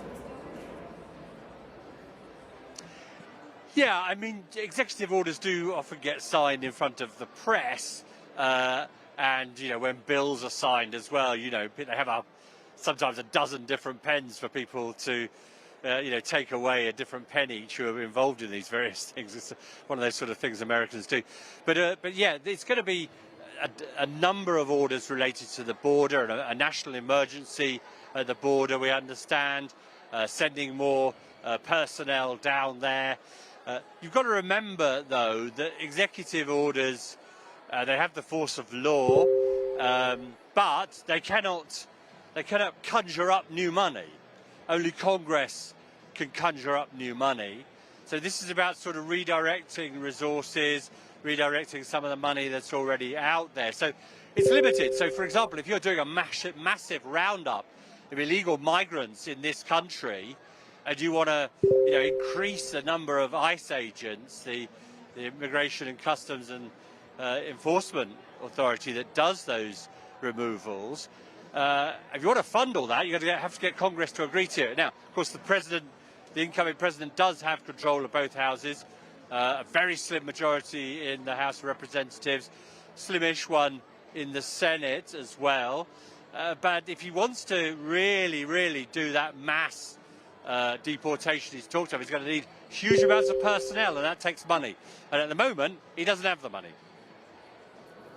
Indeed, Gary. So we're going to have to see how that proceeds. Talk to us a little bit about the logistics of what we're going to see at Capital One Arena today. You know, if you do the math, of course, some 250,000 people received those inauguration tickets. They were expecting to sit out in the National Mall, watch the inauguration take place. 20,000 or so can fit into that arena. Tell us a bit about how that scramble has taken place and what that means also for security. Well, as far as we can tell, it's been a bit of a first come, first served. Certainly the Secret Service were telling people yesterday that there was no particular you know, order of preference or particular kind of ticket that would get you in here that you would have particularly. They have kept, as you would expect, behind where Donald Trump will be speaking, they've kept a bunch of the seats there, the bleachers, if you like, clear. And I'm sure that's for, you know, the dignitaries and the family and all that kind of thing. You know, they're keeping that clear. But otherwise, it does seem to be a bit of a potluck, if you like, if you get in to this event or not. And certainly there's a mixture of people here, some of them in fancy dress. There's a George Washington wandering around somewhere. I think we've also seen an Uncle Sam and various people in state attire, Texans, etc. So it's a pretty colourful crowd, or at the moment they're saving their energies for later on, I think. Yeah, Donald Trump talking about that Uncle Sam just on Sunday at that rally at Capital One Arena, saying he has one of the strongest handshakes he's ever experienced. So he has some fans who show up at many of his rallies. Gary, keep it there, Gary. We're going to come back to you in just a moment. We want to talk a little bit more about, beyond immigration, some of the issues that Donald Trump has been tackling already before entering office. First and foremost, the war raging in the Middle East. He claimed credit for the Gaza ceasefire that was brokered by President Biden's administration, hand in glove with the incoming administration, we should say. So far, 3 women hostages have been released from Gaza. 90 Palestinians have been freed from Israeli jails in return. And then Donald Trump helped bring TikTok back online. He said he would issue an executive order to give the app a reprieve when he takes office on Monday. On Saturday evening, the Chinese-owned app stopped working for American users after a law banning it on national security grounds came into effect. Here's what he said about it at that rally. So I said very simply, a joint venture. So if TikTok is worth nothing, 0, without an approval, you know, if you don't approve, they're out of business, they're worth nothing. If you do approve, they're worth like $1 trillion. They're worth some crazy number. So I said, I'll approve, but let the United States of America own 50% of TikTok. I'm approving on behalf of the United States. Okay, also during that final rally, he talked about what he's referred to as a blizzard of executive orders that he would issue on day one. We've heard his supporters and members of his incoming administration saying it will be shock and awe or days of thunder. What President Trump is planning, raids to begin to deport migrants living in the U.S. without permission are set to begin on the first full day, so today. Here's a little of what he had to say specifically on this issue. You're going to see something tomorrow. You're going to see executive orders that are going to make you extremely happy. Lots of them. Lots of them. We have to set our country on the proper course. By the time the sun sets tomorrow evening, the invasion of our borders will have come to a halt. All right, let's go back to Gary, who's at the Capital One Arena. Gary, we talked a bit about the executive orders on immigration. The earlier soundbite that we just heard on TikTok, that was an interesting moment on Sunday, and this seems to be one where we might see a little bit of discord between Donald Trump and some Republicans in Congress. Yeah, you've got to remember when the legislation was passed that said ByteDance, the parent company of TikTok, needed to divest TikTok, needed to sell it, effectively. That was a massive piece of bipartisan legislation. Now, Donald Trump has flip-flopped on TikTok, as has Joe Biden. But this was a bipartisan piece of legislation that said, by the 19th of January, you need to sell TikTok. Now, there is a caveat in that law that said, if there was serious negotiations going on, that there was, you know, they were just sort of trying to sort out a buyer, etc., there could be a 3-month extension.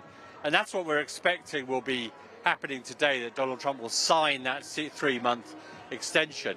And of course, TikTok did come back online yesterday when he made it very clear that there wouldn't be any kind of enforcement. Now, there's lots of debate over the legality of that. You can't wish away acts of Congress in quite that way, even if you've got a presidential pen in your hand. But there is this caveat in the legislation which I suspect will buy some time for them to try and sort this out, because Donald Trump has made it very clear. He's made no bones about his change of mind on TikTok, and he's made no bones about why he changed his mind, because he said it did him a great deal of good during the election. So he wasn't really talking so much about national security at that point. It was really about the benefit to him.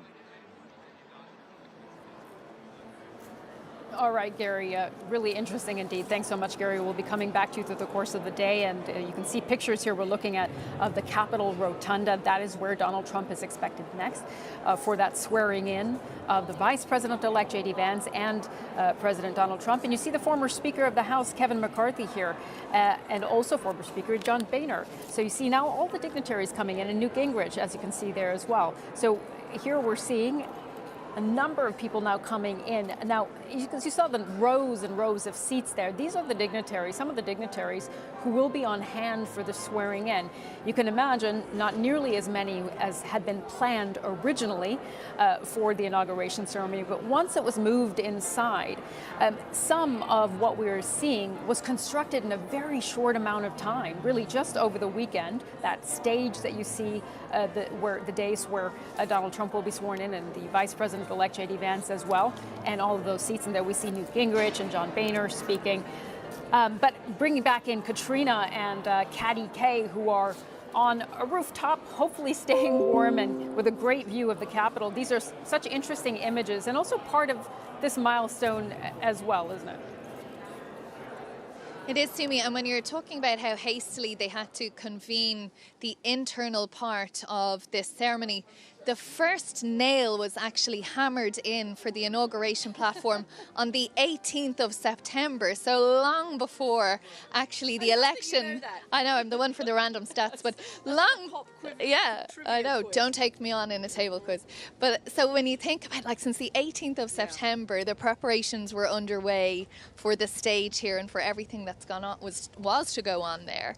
And then suddenly on Friday, there's just scramble. Yeah, and actually my son, this is an aside, my son works in the Senate video gallery, and they are the people who've been responsible for setting up all of the cameras and laying all of the video cable out. So you know what it's like doing an outside production. We're broadcasters, and so they've been responsible for doing that over the last 3 months, working incredibly hard. Suddenly on Friday he was told, don't expect to go home. I mean, literally people have been in his office, have been sleeping there to try and then now lay all of the cables inside. So it is a big scramble for them. I think it's going to look amazing. The Rotunda's a beautiful space to have this in.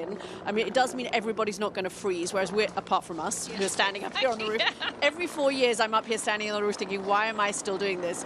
It gets so cold. But they'll manage to do it. And I think actually, interestingly, although that parade is always fun to watch down Pennsylvania Avenue, and it's always great the moment when the new president steps out and greets his well-wishers, the Capital One Arena is going to be pretty spectacular for Donald Trump. I mean, if he's standing there on a stage, as we're expecting, with a kind of big desk, signing executive orders, the noise of the cheers from his supporters is going to be deafening, and he wouldn't have had that if it had been outside. It'll be a moment of, and the crowd goes wild, won't it? Just as we're talking here, Cathy, we can see former President Bill Clinton arriving at the Capitol here because, of course, like we're saying, this is such a ceremonious occasion that you do have all generally, not in 2020 as we know, but you generally have the living past presidents are here, whether they agree or otherwise with the person who's coming into office. They abide by the practices and the procedures and take their seats. And there's always fascinating people watching at these moments as well, isn't there? Who's talking to who and not talking to who. Yeah, I mean, it's interesting. Mike Pence has just put out a tweet saying that he is going, which is interesting. Again, the relationship between Donald Trump and Mike Pence after they left office on January the 6th, and Mike Pence's family's health, safety was at risk, and he was, we know, furious that Donald Trump didn't call those rioters off earlier while he and his family were having to kind of be whisked into a place of safety. So there's not a lot of love lost between Mike Pence, but he is turning up again, as I was saying earlier, because this is about the process. The one absent person there that is noticeable, Michelle Obama is not coming. We're told that she's in Hawaii, maybe with the weather as it is, you can understand that. But and of course she wasn't at Jimmy Carter's funeral either for the same reason. Either because she was there, but you would normally have expected Michelle Obama to be there. I do think Laura Bush is there, so other wives are there as well. Hillary Clinton, of course, there, but then she had a particular position in government as well. And we see all the members of Congress filing in here to take those seats. Because it is inside, there can only be a much more limited number of people in there. I was texting with a member of Congress just a few minutes ago who's just texted me back as we came on air, who may or may not be part of the Doge department, that a member of Congress who said that they're lining up Republicans and Democrats together according to the year in which they were elected. So they're not separating the Republicans and Democrats. She was a little confused about whether they'd actually all managed to make it in, but at the moment they're lining up assuming they'll get in, although she did seem to suggest there was a little bit of confusion about how many people were actually going to make it into those seats. They've been also queuing since early morning, like those at the Capital One arena. It's always interesting to see who is greeting each other or not. And as we know, Vivek Ramaswamy, as we're looking there, at one time hoped that he would be the person getting sworn into office here today. He was, of course, one of the Republican candidates trying to hoping that he would get the Republican nomination, and then, as we know, became a close advisor and part of Donald Trump's campaign team. He's head of that Department of Government Efficiency with Elon Musk, although I've noticed in recent times whenever Donald Trump mentions that, he's now only mentioning Elon Musk's name. He's not mentioning Vivek Ramaswamy's name alongside that. But I think we're joined by someone who also knows Donald Trump very well, Brian Lanza, former communications director for Donald Trump and part of the campaign team. Brian, how are you feeling today? It must be a special moment for you. Yeah, I'm very excited. It's been a long journey to get here. For me, it started in 2014, and it's going to keep going till 2028. But this moment is a good moment for my family, my friends who worked in this campaign, and the supporters who dedicated hundreds of hours to get to this spot. It's been a good weekend, and it's culminating in what's going to be a great moment. And where have you managed to get a seat for, Brian? I know it's very tight. Who gets in what room on the Capitol? Yeah, I didn't make it into the Capitol. I had good seats before everything got moved in, but you quickly figure out your standing in government when they have to limit it to just elected officials. So I didn't quite make it in, and I'm okay with that. I'm sure I'll be at the White House later today. Yeah. Oh, I'm sure you will. And talk to us a little bit about the Capital One arena later on. I mean, we've heard from Donald Trump at the rally yesterday in many remarks about how he intends to start working immediately, signing all of these various presidential memorandums and executive actions and so on. What can we expect? Shock and awe. I mean, I think you can expect shock and awe in every sector that's been affected the last 4 years. Specifically, what Joe Biden has done is you sort of have to shock the system to let the world know that America is changing, and it's changing for the better. You have to have shock and awe with respect to deportation, so you send a huge message to people in Latin America, to people in Asia who are trying to come to this country illegally, that the rules have changed, that the attitudes have changed. America is a very welcoming country, but we're a welcoming country through a legal, normal process, not through illegal immigration. So you're going to see deportations, executive orders that allow that to take place. You're going to see shock and awe in the tech sector. You're going to see President Trump, put American priorities first with respect to technology and protecting American interests, whether it's data or privacy. And so, for the last 4 years, you really haven't seen a strong focus from this administration on these things, and so you're going to see President Trump with his executive orders do shock and awe to inform the world that there's a new president in town, and it's going to be a president that leans in and is not asleep at the wheel like Joe Biden was. Okay, and just as we're speaking there, Brian Lanza, former senior advisor to the Trump Vance 2024 campaign, and of course part of the transitional team before that, we're just watching these images from the White House. We just saw there a moment ago the Vice President-elect J.D. Vance and his wife Usha Vance, and the Vice President Kamala Harris and her husband, second gentleman Doug Emhoff, leave the White House. We're looking at the doors of the White House there where they have been having tea. They will travel together now to Capitol Hill. The meeting still ongoing between Donald Trump, Joe Biden, and of course Jill Biden and Melania Trump. When the doors were open there a moment ago, I could make out Melania Trump's hat in the distance there. They're all gathered in the lobby behind those doors waiting on the various motorcades that will take them up to Capitol Hill here. So this all part of the moment, building up of course to that historic time when Donald Trump will place his hand on 2 Bibles, we're told, and swear that oath of office to become the 47th President of the United States. Lots more from here, but let's go back over to Sumi now. Thanks, Katrina. Yeah, we still have John McConnell with us, a former speechwriter for former President Bush and Vice President Dick Cheney. And I just want to bring you in here as we've been looking at some of these images, of course, waiting for those doors to open at the White House. The other image we've been seeing is all of the lawmakers, past and present, filing into the Capitol.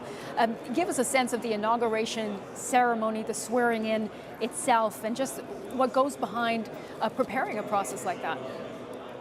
Well, I was just watching your feed from the Capitol, and they show the arrival of President Clinton, and of course you'll have the Bushes there, the Clintons, President Obama, and in years past, way past, you had the outgoing president on the platform, but not the former presidents going back in time.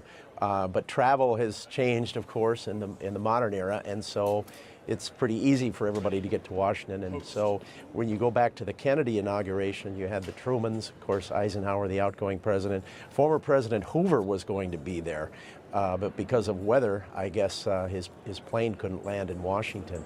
And ever since, you've had the former presidents coming. In general, they've not all been at every inauguration, but it's a sign of unity for the country. It's a very good thing. That you have the Clintons and Barack Obama and George W. Bush there. As you watch the people coming in, it really does underscore the fact that this is an official event, not a partisan event. I just saw Jim Clyburn, Joe Biden's best friend in the Congress, walking in and taking his place. It's former speakers of the House of both parties are there, and it just is a very fine pageant for the United States. The political divides will be stark in this term, as they always are, but Inauguration Day is very different. And behind the scenes, it's also a new experience compared to the last inauguration. I was there with former Vice President Dan Quayle 4 years ago. He was my first boss. And I went to the event with him, and everyone was wearing face masks, and they were distanced on the platform out there on the west front of the Capitol 4 years ago. The former presidents all came out. They were in separate holding rooms backstage. They came out with their wives with face masks on, and it was a ceremony meant to be, and traditionally always appeared to be, an intimate ceremony. Had a strange dynamic. It just didn't look as comfortable. This one looks much more comfortable, obviously, and even though you're not outside on the west front of the Capitol in that grand vista, it's a special event to have in the Capitol Rotunda. It has a feel of closeness. It's quieter. It has more of a feeling of a service than of a mass ceremony. So although it's unfortunate that people aren't able to gather in great numbers outside to witness this, I think the country will find it a very impressive and touching ceremony in this smaller setting. Indeed, John. Excuse me, indeed. Thank you so much, John, for that. Really interesting as we're watching these past and present members of Congress there in the rotunda getting ready for the inauguration ceremony. There we see allies of President Trump, his incoming National Security Advisor, Mike Waltz, and Byron Donalds, an ally of the incoming president as well. We are looking at these images in the rotunda where in just a short while, President-elect Donald Trump and his Vice President-elect J.D. Vance will be sworn in. They are currently, Donald Trump and Melania Trump, at the White House wrapping up their tea with Joe Biden and Jill Biden. And from there, they will take a large motorcade over to the Capitol where we will see this formal swearing-in process, and historic moment marking an historic comeback for Donald Trump as well. We're about to see him sworn in for his second term in office on this day in Washington, D.C., indoors, of course, because of those cold temperatures. So we're watching these images, and stay with us for our continuing coverage of Donald Trump's second inauguration.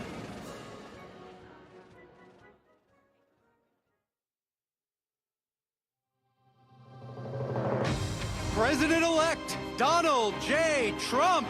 God spared my life for a reason. And that reason was to save our country.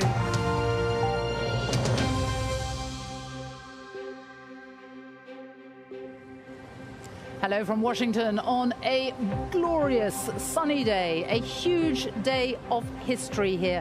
I'm Sophie Rayworth at the White House. And I'm Clive Myrie here at the Capitol building, where in just over an hour's time, Donald Trump will be sworn in as the 47th President of the United States. Now, he's going to tell the nation in his second inaugural address that he returns to the presidency confident and optimistic that we are at the start of a thrilling new era of national success.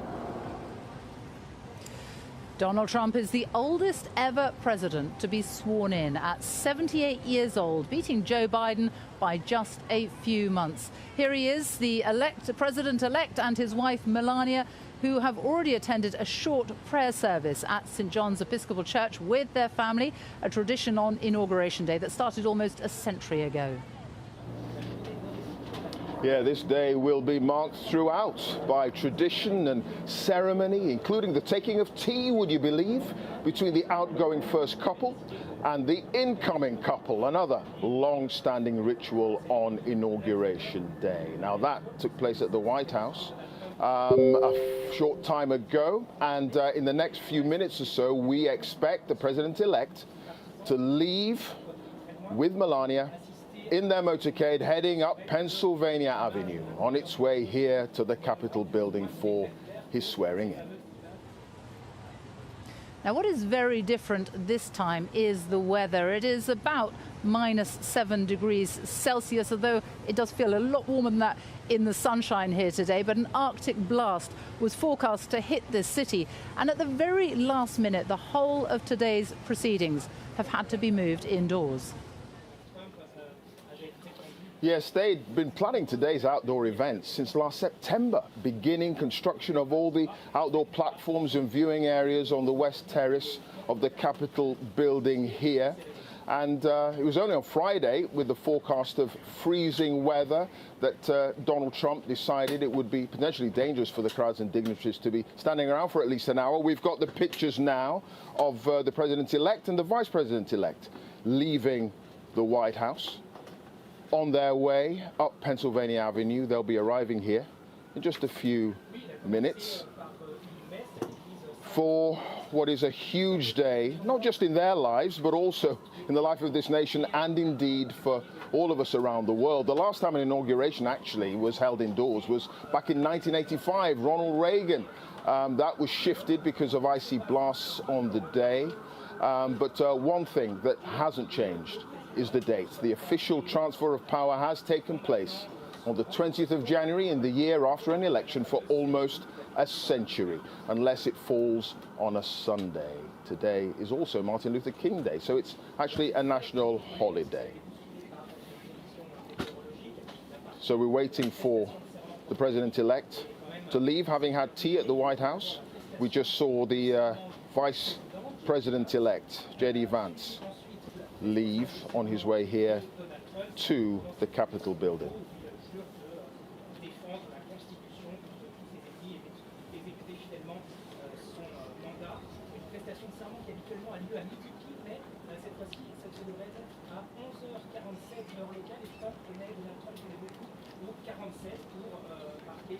That both President Biden and the president-elect will exit very shortly.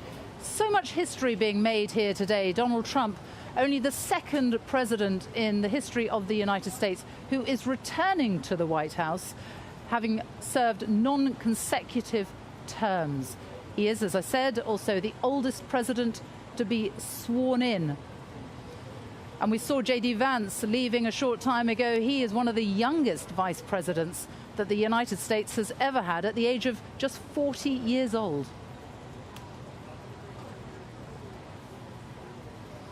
Well, as we watch these pictures, I am joined here by our North America editor, Sarah Smith. And Well, I mean, extraordinary images that we're seeing this morning, not least because they are indoors. It was supposed to be held outside on the west terrace of the Capitol building. Yeah, extremely unusual to see it all happening indoors. But already what we have seen is the peaceful transfer of power taking place from one party to another. It's been really interesting, hasn't it, watching Kamala Harris and her husband Doug Emhoff greeting the Vances very cordially as they travelled to the Capitol. And we have seen President and Jill Biden together with the Trumps, making sure that every single piece of the normal ceremony, all of the normal courtesies that are extended from one administration to the other, from the outgoing administration to the incoming one, are carefully observed, regardless of what your personal feelings might be, regardless of any upset or bitterness at the election result. This administration really carefully wants to make sure that they're seen to be as gracious as possible, to contrast with what happened 4 years ago when Donald Trump didn't take part in any of this and he left the Capitol in something of a huff, insisting that the election had been stolen from him. It is hard to sort of exaggerate the level of change that is about to hit this country, though, isn't it, with the return of Donald Trump? Yeah, we are looking at a very bold and a very radical agenda that he's going to bring in, and he's going to make sure he starts it early. I mean, he is planning to sign as many as 100 executive orders, we understand, this afternoon, ushering in great change as fast as possible, because he knows he can't run again. He's got 4 years in office. He wants to remake America in that time, and he's going to go about it in a hurry. We're seeing lots of political leaders arriving. We've got Bill Clinton has arrived already, his wife Hillary. There are also lots of new faces, the likes of the 3 richest men in the world who will be attending today. Yes, and they were all going to be seated together had this happened outside, and they were going to be in one of the VIP stands. You have got Elon Musk, who is, of course, very, very close to Donald Trump, has been right by his side ever since the election as an advisor. Here we go. And here they go, the doors open, and we have the President-elect, Donald Trump, and Joe Biden exiting the White House for the last time. Yes, this is Joe Biden saying goodbye to the White House. He signed a few executive orders himself this morning as his parting act, but that's the last time he will depart there, as he's traveling in the same car, as you can see, with President-elect Trump. So, to be a fly on the wall listening to what they've got to say to each other on their way to the Capitol. Let's reflect as we watch those pictures, because that is the last time that Joe Biden will leave the White House, on what this is like for him today, his legacy, and also the people who will be thinking, could this have been different if he had perhaps stepped aside sooner? Yeah, Joe Biden knows that there are a lot of people in his own party, people who were his own most ardent supporters, who are angry with him because they think that he clung on for too long. If he'd stepped aside earlier, then perhaps a different candidate could have beaten Donald Trump. I mean, in some ways, Joe Biden's primary task, many would say, was to prevent Donald Trump from getting back into the White House. He is the man who said that Trump is a danger to American democracy, and yet he failed to prevent him being re-elected, and now he has to sit in the car with him and travel to the Capitol to watch Donald Trump being sworn in again as the 47th president, even though he says that this could fray the fabric of American democracy and its institutions. Sarah Smith, for now, thank you. We're going to go now to Sumi Somaskanda. She's at the Russell Senate building, not far from the Capitol Rotunda here, where the ceremony is going to take place. We've had some notable arrivals so far for this huge event coming up. Sumi. That's right, Clive. And as we're watching these images of the motorcade heading towards the Capitol, indeed, you mentioned that Elon Musk has now arrived at the Capitol Rotunda. There you see the images of him arriving there for this ceremony. He joined Donald Trump on stage on Sunday in that massive rally in Capital One Arena. We know that Elon Musk has become not only a very close supporter and funder of Donald Trump, but a close advisor as well on policy. We saw the other dignitaries of the tech world, Clive, have you mentioned as well, Mark Zuckerberg, Jeff Bezos arriving.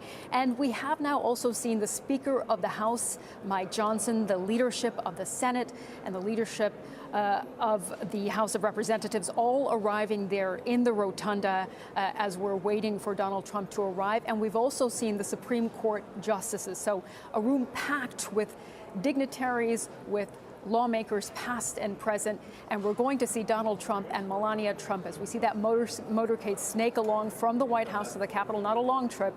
They'll be there soon for his swearing in. You usually get to this kind of inauguration the ambassadors of different countries around the world, but actually Donald Trump has sort of reached out to the Chinese leadership, to Javier Milei of Argentina, to Giorgia Meloni of Italy, people who politically are in his camp. And that suggests a different kind of presidency moving forward, potentially. Indeed, and we saw Javier Milei actually at one of the balls of the weekend mobbed, and Giorgia Meloni as well of Italy, who's been invited. And as you said, ambassadors of a number of countries. But look, Donald Trump is not your traditional president, and he has said that he wants to make sure that the U.S. is strong on the international stage and building alliances with the countries where he says that the U.S. can make strong partnerships and good deals as well. So we're going to see some of that reflected in the first days of his administration. But indeed, Javier Milei is someone who said, Javier Milei of Argentina, that he admires Donald Trump. We've heard that from Giorgia Meloni as well. So leaders who believe that they're like-minded, if you will, also invited to take part in the festivities this weekend. Of course, with the ambassadors as well, you know, with the ceremonies moving indoors, it has been, Clive, a real scramble to find enough spots, enough seats for everyone who was originally invited to attend. And we've been hearing about that from former Republican Congressman Rodney Davis, who was with us here a little bit earlier, who he said was waiting for his ticket until the very last minute. So, of course, some dignitaries were told that they couldn't attend the swearing in the rotunda and that they would be invited to watch parties or to a box in the Capital One Arena, where they're expected, Sophie, to be a little bit later in the day. So it just goes to show you what a scramble it has been to move this entire procession from outdoors, the traditional inauguration, indoors. Well, there you go. Shots of the motorcade approaching the Capitol building, crowds on the streets there. And what has changed this time round is that normally there would be huge crowds outside. People were expected to gather in huge numbers, big screens, they were all coming here to watch it. But because of the weather and because of it all moving indoors, now people have been redirected to the Capital One Arena, which is just a short distance away. And that is where President Trump, when he becomes president, will go after the inauguration ceremony, and that's where the crowds will see him. But it only holds 20,000 people. So people have been queuing all night so that they can get a glimpse of Donald Trump when he is president. And Gary O'Donoghue is inside the arena for us now. Yeah, I'm about a mile northwest of the Capitol, inside this Capital One Arena, and it's already probably 2/3 full. As you say, 200,000 tickets were sold for the inauguration. This only has a capacity of 20,000. We understand it was basically a first come, first served, and people were queuing from very early on, blocks and blocks down the street in the pitch black.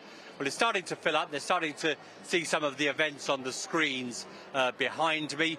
They've got a pretty long wait. He won't be here for a few hours. They're keeping some seats behind the podium free for dignitaries, I imagine, maybe even some of those conservative politicians from Britain who have made their way over here, like Nigel Farage, Suella Braverman, Priti Patel, the Shadow Foreign Secretary, and Liz Truss has been spotted here this weekend. The crowd here, some of them are in fancy dress. We've seen an Uncle Sam, we've seen a George Washington.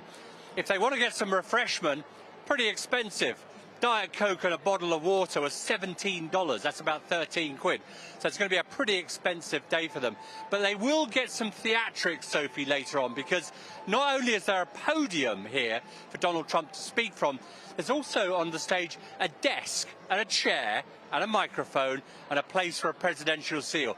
So he's going to do some of those, that signing of those executive actions, those executive orders on immigration or energy or on wokeness, as he puts it. He's going to do some of that here in front of this huge crowd, and they will love that. And Gary, give us an idea of the security levels, because after the assassination attempts, the security here, I mean, it is like a fortress, isn't it? Yeah, I mean, there are 7-foot fences around the Capitol, aren't there? And there's multiple roadblocks, multiple checks.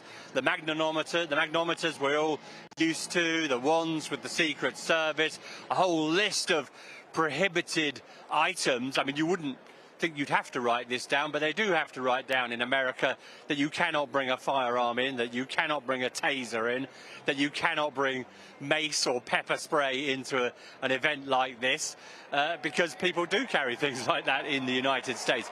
So the security is huge.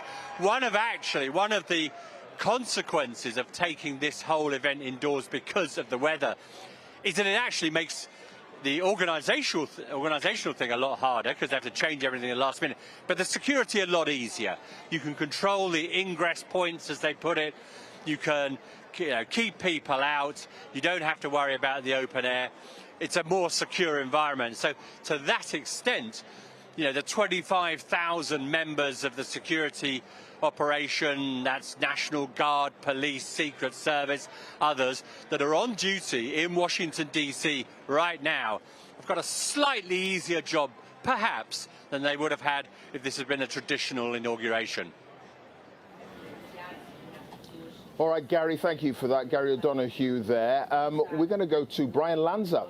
He is a former senior advisor to the Trump 2024 campaign, and he was communications director for the transition team. And Brian, you were supposed to be having a front row seat to all of this today, but the reduced numbers means you're not, unfortunately, going to be able to do that. How disappointed are you?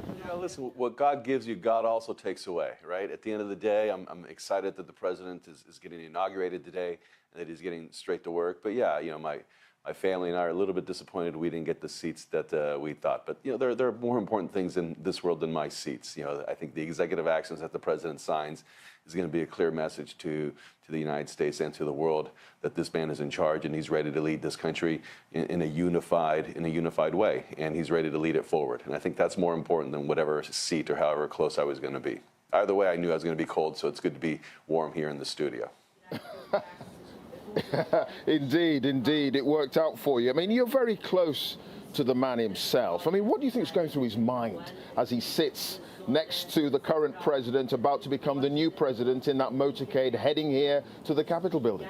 He's thinking about execution. He knows what he needs to do. He knows his mandate. Everybody likes to speak about mandate, but to him it matters. This is a man who, in his first term, he fulfilled nearly every promise he had made. And so knowing him, the way he thinks, the way he operates, and how he's just business for the American people, that right over there, he's thinking, okay, what's going to happen? I'm going to sign these executive orders. What else can I need to be doing to make sure that the world knows that the new president is now in charge, and it's going to be different. It's not going to be, lead from behind as we saw from the last 4 years. It's going to be lean in, and he's thinking about those challenges ahead, and he's thinking, he's thinking that he has the right team in place, and he's thinking execution. And sure, he's next to Joe Biden, and he's thinking, did Joe Biden have to make it so difficult at the end with all his flurry of executive orders? But that's politics. At the end of the day, we'll fix all the problems that Joe Biden did at the end, but we'll also fix the problems that have been sustaining in this country for a very long time. And this country wants change, and what you're seeing on television is a representation of that change. Yeah, not long to go now, Brian. The motorcade has just arrived here at the Capitol building. Thanks very much indeed. Arrivals at the Capitol building. The motorcade has just reached its destination. Sarah Smith, our North America editor, is with me now. And as we watch these pictures, Sarah, I mean, this is one of the greatest political comebacks of all time, isn't it? Isn't the it scale of his achievement? Not only was he defeated 4 years ago, he left Washington in shame, in disgrace, essentially, after the January the 6th riot. Today, we expect he's going to pardon quite a number of the people who have been convicted and jailed for their part in that riot. He has been indicted and arrested for several criminal offences. He's been convicted of fraudulent bookkeeping for paying hush money payments to a porn star. He is the first convicted felon who will be sworn in as the President of the United States. But his other legal cases have gone away now that he's won the election. He survived those indictments. He survived 2 assassination attempts to come back, win a bigger victory, and claim a mandate amongst the American people where he won the popular vote. So he feels utterly vindicated and ready to bring in this agenda of really radical change to America. And that is the rotunda. That is where he will take the oath of office. That is also where we saw so much of that violence on January the 6th. Exactly. We saw his supporters breaking in there. Where they were attacking the police when they got there.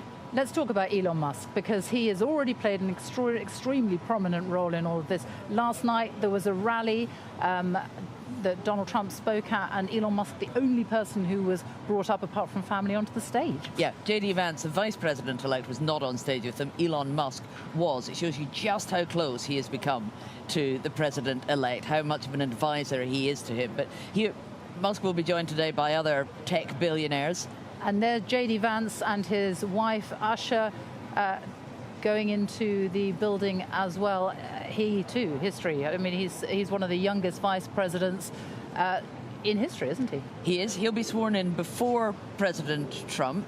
And, of course, he is in prime position then, presumably, to run in 4 years' time. And people imagine that he is not just the future of the Republican Party, but very much possibly the future of Trumpism in America.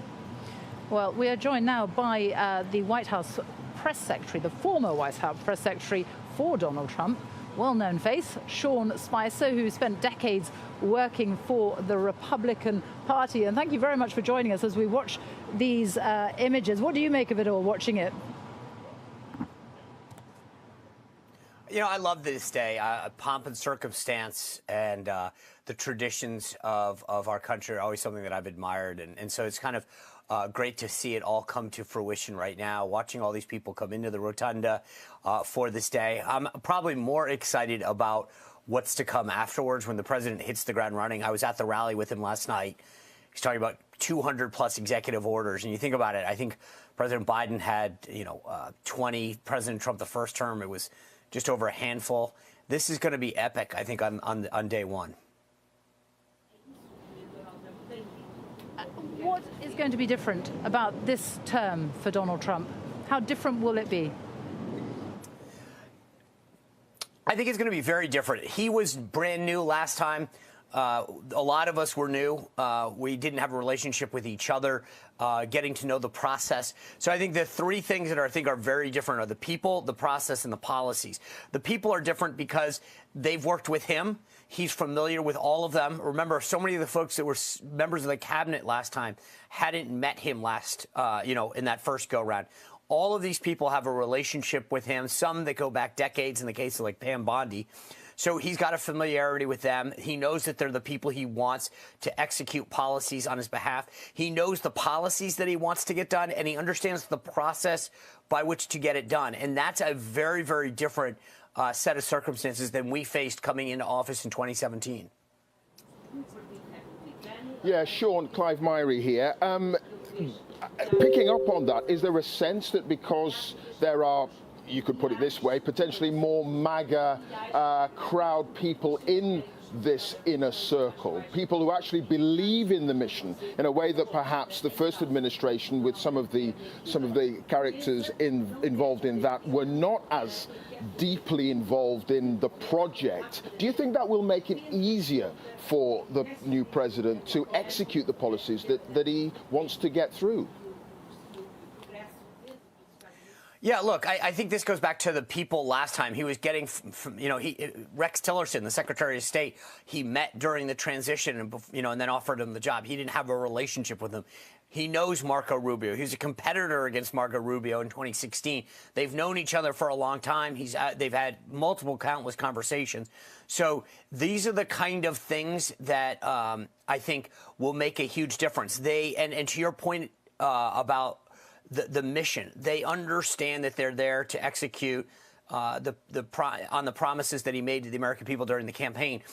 last time, there was a lot of people, I think, that sort of wanted to execute their own personal agenda, weren't in favor of him or wanted to stop or block him. That's very different this time around. Very different indeed. I mean, there's going to be a whole flurry of executive orders issued in the next 24, 48 hours. He's made it clear he's going to hit the ground running. This is what his supporters want.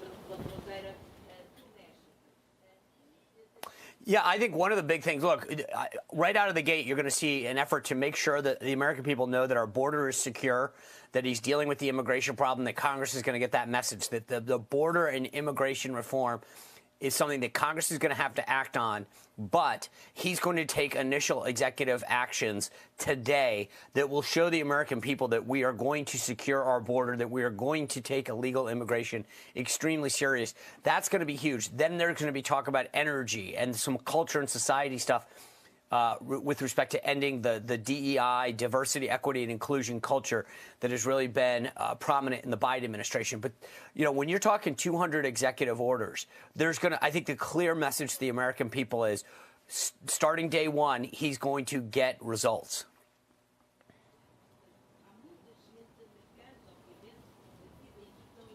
Is there any chance you might come back, Sean? I'm sorry? We're just seeing Mike Pence arrive at the rotunda here at the Capitol building. But Sean, I'm just wondering, any chance you might get another position in the administration? Look, I really did enjoy my first, the opportunity the president gave me, and I served on the board of the U.S. Naval Academy after I left my post in the White House. Right now, my goal, I have my own podcast. I love talking every day and supporting President Trump and advancing his policies, but I have no intention of going back full-time in the government. And Sean, you've worked with Donald Trump. You know what he's like to work with. How do you think the relationship with Elon Musk is going to pan out? Because already we're seeing that he has got a very key place in this future administration. He was up there on stage last night. It was just him and Donald Trump. You know, they're both very big, powerful men with big egos. Are they going to be able to avoid falling out? Well, look, I think they understand and respect each other. President Trump's, there's no question about it. You can see in the way that he interacts with him. I was at the rally with him yesterday. He respects what Elon Musk has built, his success, his intellect, his entrepreneurial spirit. And that's something that, you know, when there's very few people at that level that have been that successful building a company from scratch like Elon Musk. And so the president, there's no question about it, has a tremendous amount of respect for that. And likewise, I think Elon Musk respects Donald Trump's political prowess, as well as probably his success as a businessman. So so far, you know, they've been able to keep the band together for quite a while. And as long as, you know, Elon in particular understands that it's President Trump's agenda, not his, I think it's going to work great. And I think our country will benefit from Elon's insights and his, you know, private sector experience. Well, Sean Spicer, thank you so much for your insights there, and thank you for talking to us this morning. You bet, guys. Okay, we just heard Sean Spicer there. We're now going to talk to Katty Kay, who's with me, ex of this parish. Right.